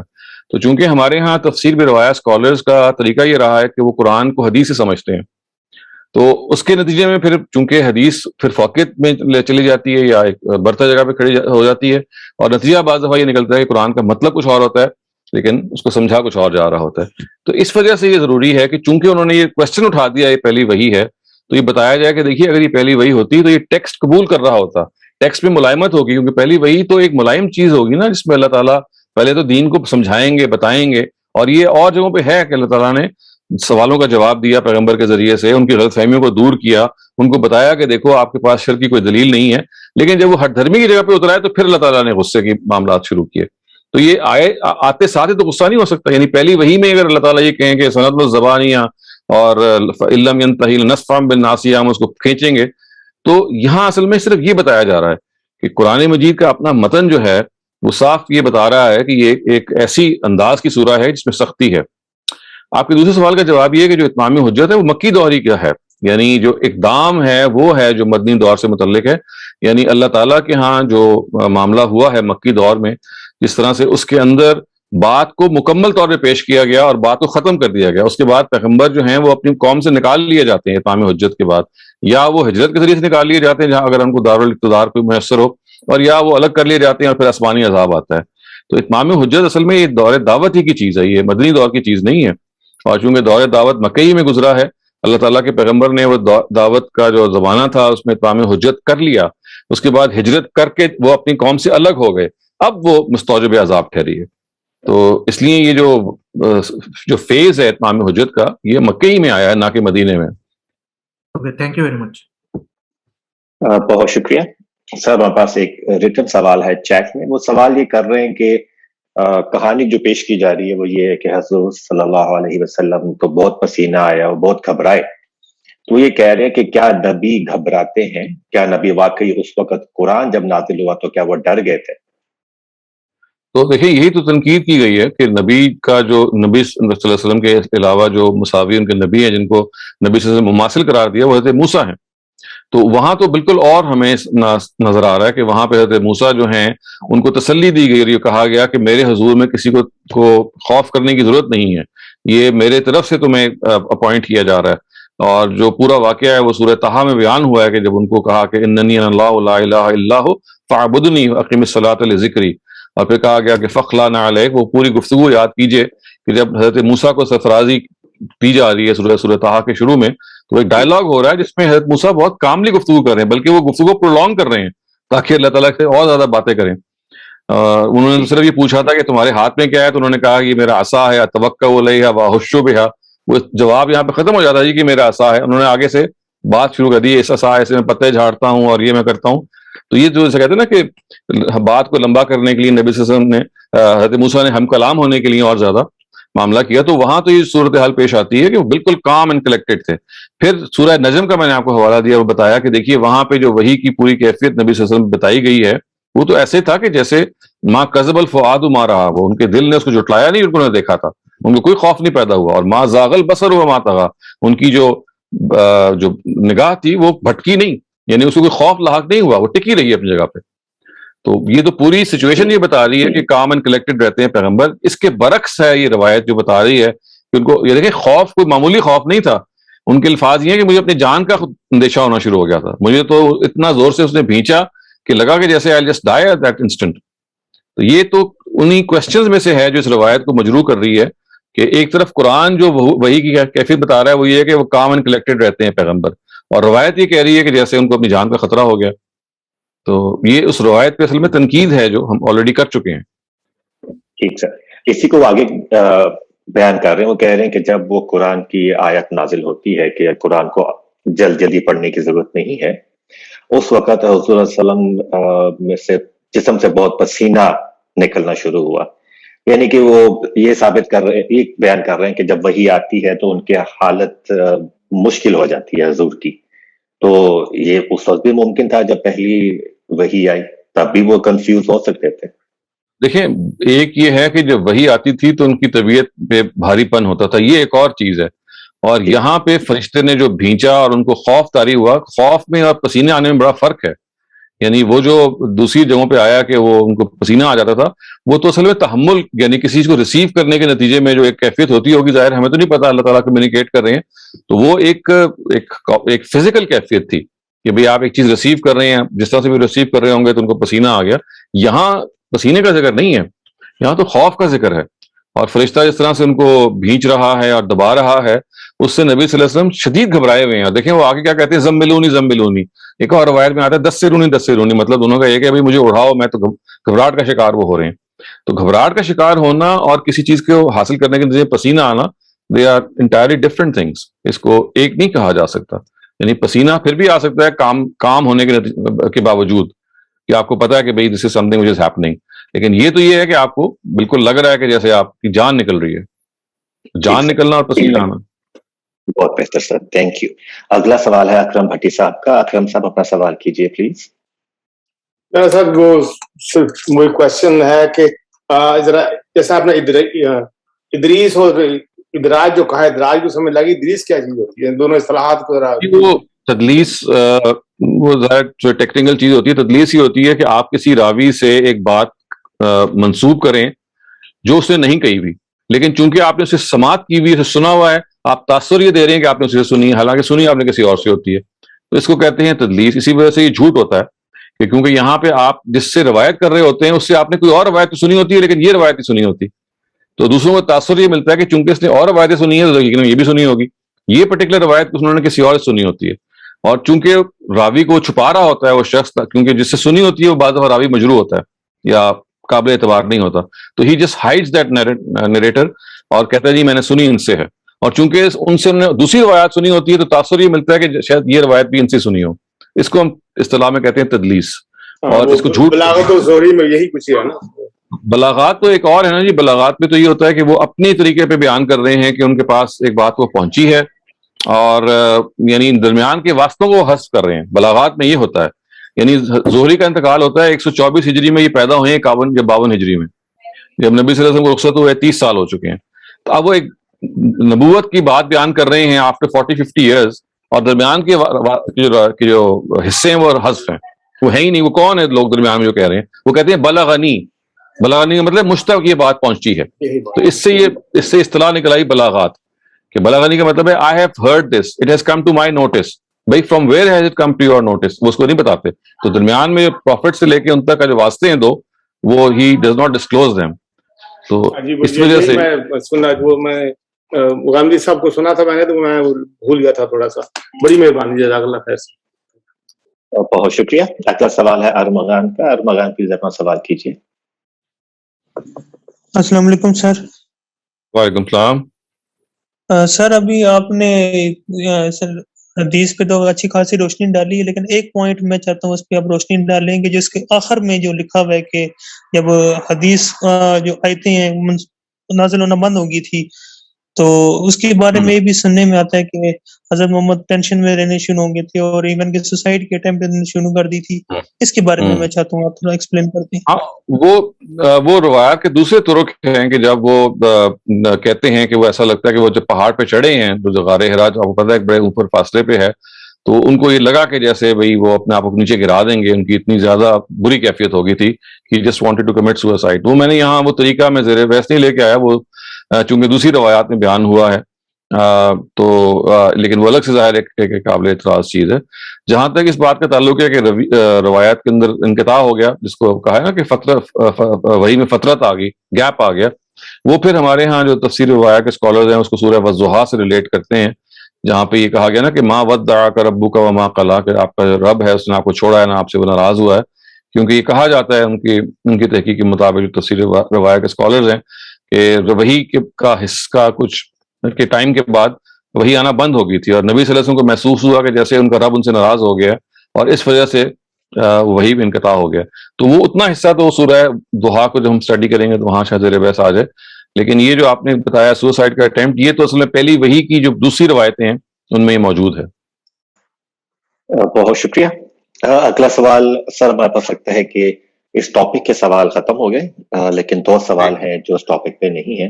पहला सवाल है मोहम्मद साद का। वो कहते हैं कि मालिकी मसलक में तस्लीम एक दफा होती है at the end of the सला, और अगर नमाज इजमा और तवातुर से आई है तो ये डिसएग्रीमेंट क्यों है कि ऑब्लिगेटरी पार्ट में तजाद है? नहीं, नमाज के अंदर जो ऑब्लिगेटरी पार्ट है वो है यही कि सलाम फेरा जाएगा, उसमें दोनों तरफ फेरना जो है वो उसका ऑब्लिगेटरी पार्ट है ही नहीं। उसका ऑब्लिगेटरी पार्ट है ही यही कि सलाम फेरा जाएगा। ये बात कि दोनों तरफ फेरा जाएगा ये आपके इज्तिहाद पर या आपके ऊपर छोड़ दिया गया है। इस वजह से जिस चीज पर इजमा है वो ये कि सलाम फेरा जाएगा, लेकिन ये इस पर नहीं कि दोनों तरफ फेरा जाएगा। बहुत बेहतर सर। जी सर, आप एक बात कंप्लीट कर लीजिए। सॉरी जी, मैंने वही बताया कि असल में जिस चीज को नमाज का आप लाजमी जुज करार देते हैं वो तस्लीम है। उस तस्लीम के अंदर दोनों तरफ होना ये उसका लाजमी जुज नहीं है, बल्कि तस्लीम किया जाएगा, जिसे कहते हैं सलाम किया जाएगा जी। उसका एक तरफ सलाम करना भी वैसे ही है। ठीक सर। अगला सवाल है सैयद फरहान का। सैयद फरहान अपना सवाल कीजिए। जी अस्सलाम वालेकुम डॉक्टर साहब। वालेकुम सलाम। जी डॉक्टर साहब, सूरह अहज़ाब की आयत नंबर 72 है, जिसमें वो जिक्र है कि ये मानत पहले जमीन और आसमानों और पहाड़ों के सामने रखी गई, तो लेकिन इंसान ने इसे बढ़कर कबूल कर लिया। तो गामदी साहब लिखते हैं कि इरादा इख्तियार जैसी चीज़ जो खुदा की सफ़ात में से है, जब इंसान के सामने पेश की गई तो नताइज व अवाक़िब की परवाह किए बगैर उसने लपक कर उसे कबूल कर लिया। तो डॉक्टर साहब मेरा सवाल ये है कि जिस तरह दूसरी खलक को ये चॉइस दी गई थी, तो क्या ये इंसान के पास चॉइस थी कि वो उसे कबूल करे या ना करे? क्योंकि सूरह बकरा से तो ये पता चलता है कि अल्लाह ताला का ये फैसला था कि इसको इख्तियार व इक़्तिदार बख्शना है। तो ये जरा प्लीज वज़ाहत कर दीजिए। ये दोनों चीजें साइड बाय साइड हैं, यानी उनको इख्तियार बख्शना है ये अल्लाह ताला चाहते थे, लेकिन अल्लाह ताला ने अपनी करम फरमाई से इंसान से पूछ भी लिया कि हम आपको ये देना चाह रहे हैं। यानी ये दोनों बातें साथ ही हैं, यानी देना तो वो चाहते थे। हो सकता है अगर इंसान इनकार कर देता तो अल्लाह ताला फिर कोई और उसका हल निकालते या कोई और बात होती। ये तो इत्तेफाक से हुआ ये कि अल्लाह ताला भी ये चाहते थे और इंसान ने भी कबूल कर लिया। तो इसकी नौयत इस तरह की है कि अपनी नेचर में ये दोनों चीजें हम आहंग हो गई। अगर इंसान इनकार कर देता, जैसे पहाड़ों ने इनकार कर दिया था, तो फिर ज़ाहिर है कोई मुकालमा होता या कोई और बात होती, फिर एक दुनिया की और एक कोई नई तारीख है जो लिखी जाती। लेकिन चूंकि वो इकरार ही कर लिया तो अल्लाह ताला ने जो स्कीम सोची थी उसके मुताबिक मामला आगे बढ़ना शुरू हो गया। बहुत शुक्रिया सर। अगला सवाल है हबीब राजा साहब का। हबीब साहब अपना सवाल कीजिए प्लीज। जी अस्सलाम वालेकुम डॉक्टर साहब, सवाल ये है कि भाई अगर ये सारे इख्तलाफात रवायात में वीकनेस है और اس میں کچھ بہت ساری چیزیں جو ہیں وہ بڑی غلط نظر آتی ہیں, صحیح نہیں ہیں, اسلام کو سپورٹ نہیں کرتی. تو پھر یہ چیزیں جو ہیں ہم رکھے ہوئے ہیں اور اس کے ارد گرد اس کی تنقید کرتے رہتے ہیں, لیکن اس کو ایلیمنیشن کا ہمارے پاس کوئی حل نہیں ہے, کوئی جدوجہد نہیں ایسی ہو رہی کہ بھئی ان چیزوں کو نکالا جائے تاکہ ہم اسلام جو اللہ کا دین ہے, جو پوری کائنات پہ چلنا ہے, اس کو اتنا پریکٹیکل بنایا جائے. اس میں یہ ساری چیزیں جو کہ قرآن کے علاوہ آ گئی ہیں اور تقویت سے تقویت پہنچائی جا رہی ہے, ان کو ختم کیا جائے. اس کے خلاف کچھ دبنگ قسم کی موومنٹ ہونی چاہیے, اسٹرگل ہونی چاہیے, تاکہ ہم اللہ کا وہ دین جو اللہ نے دیا وہ پیش کریں, بجائے اس کے کہ سیکنڈری انفارمیشن کے اوپر ہم لڑ وڑ کے بحثیں کر کے ٹھیک ہے کامیاب ہو جائیں آپس میں, لیکن چیز وہیں کی وہیں ہے. جو بھی پرابلم ہے وہ وہیں پڑا ہوا ہے, اسی کے ارد گرد ہم بحث کرتے جا رہے ہیں. دیکھیں اس کی بڑی وجہ یہ ہے کہ روایات کے بارے میں جو ہمارا رویہ ہے وہ غیر معتدل ہے اور وہ غلو کا شکار ہو گیا ہے.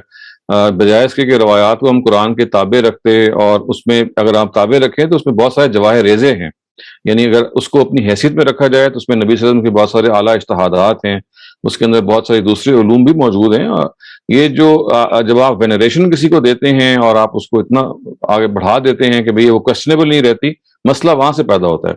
اگر آپ روایت کو یہ سمجھیں کہ بھئی ایک تاریخ کا علم ہے جو منتقل ہوا ہے, اس میں صحیح باتیں بھی ہیں اور غلط باتیں بھی ہیں, اور ہم نے ان کو جانچنا ہے, اور جانچ کے جو چیز صحیح ہے قرآن کے مطابق ہے تو وہ ایک یقیناً ایک بڑی اس میں حکمت ہے. بہت سارے پہلو ہیں جس سے جو واضح ہوتے ہیں بعض روایات سے.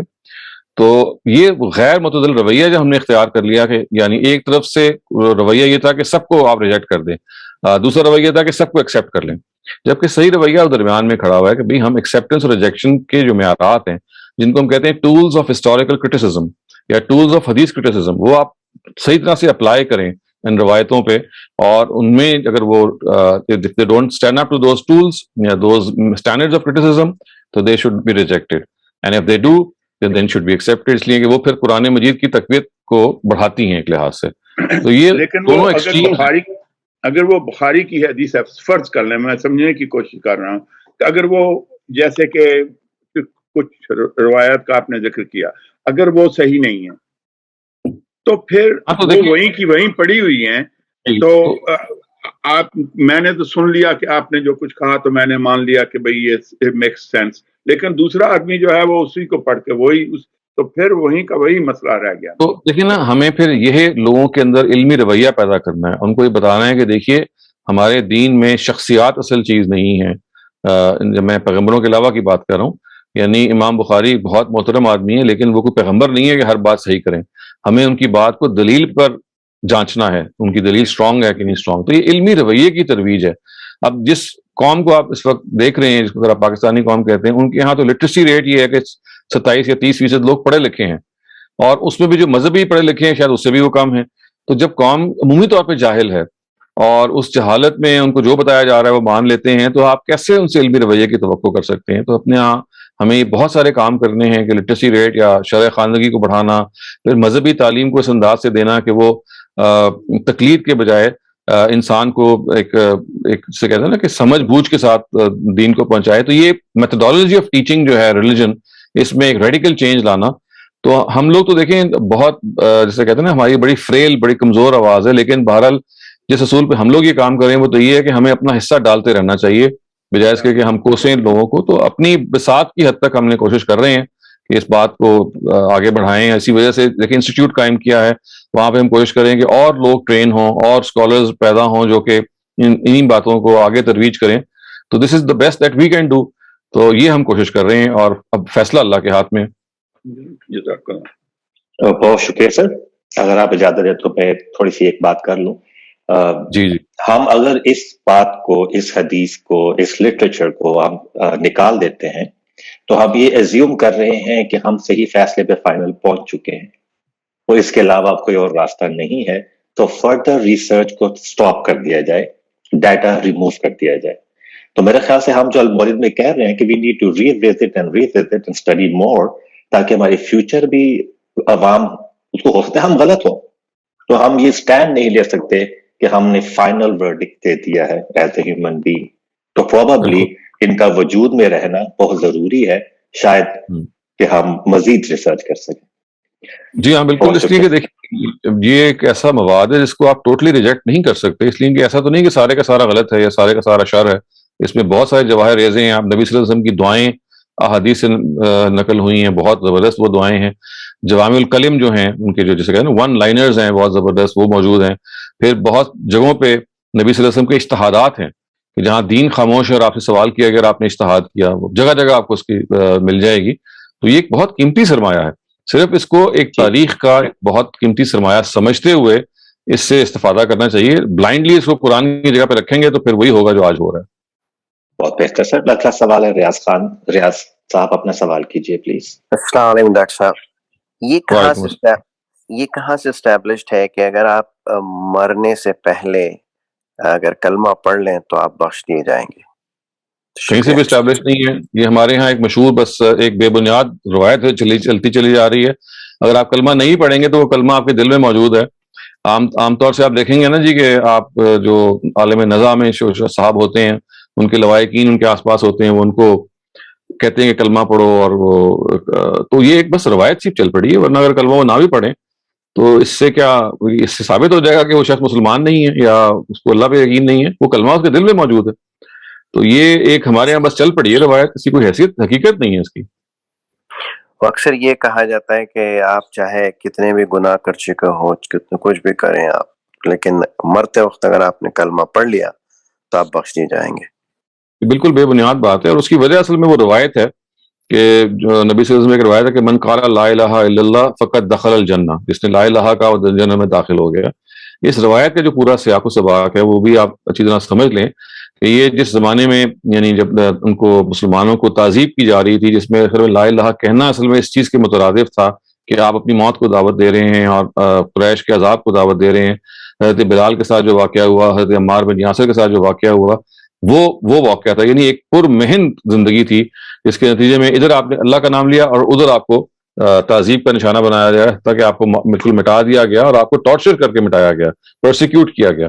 تو یہ اس موقع پہ بشارت دی گئی ہے کہ جو دین قبول کرتا ہے اور دین قبول کرنے کے نتیجے میں اللہ تعالیٰ کو واحد مانتا ہے اور پھر اس عذاب اور تعذیب کو اور پنشمنٹ کو سہتا ہے، کیونکہ جو مخالفین ہیں وہ اڑے ہوئے ہیں کہ لوگوں کو پرسیکیوٹ کیا جائے، تو میں ان کو جنت کی اشارہ دیتا ہوں. یہ اس قبیل کی چیز ہے، نہ کہ یہ ہر مسلمان کے لیے کہ آپ نے لا الہ پڑھا اور آپ نے 2-4 قتل بھی کیے ہوئے ہیں، لوگوں کا پیسہ بھی آپ نے ضبط کیا ہوا ہے، آپ کوئی باعمل مسلمان بھی نہیں ہے، آخری وقت لا الہ پڑھا اور آپ جنت میں پہنچ گئے. تو اس وجہ سے یہ روایت کے محل کو نہ سمجھنے کی وجہ سے یہ غلط فہمی پیدا ہوئی ہے. شکریہ. بہت شکریہ سر. بہت ہی اچھی محفل رہی، اچھے سوالات بھی رہے، جوابات بھی رہے. تو ہمارے پاس اب مزید سوالات ختم ہو چکے ہیں. آپ کچھ کہنا چاہیں ان دا اینڈ تو وہ نام پر درخواست کرتے ہیں. میرا خیال ہے میں نے تو کافی کچھ کہہ ہی دیا ہے.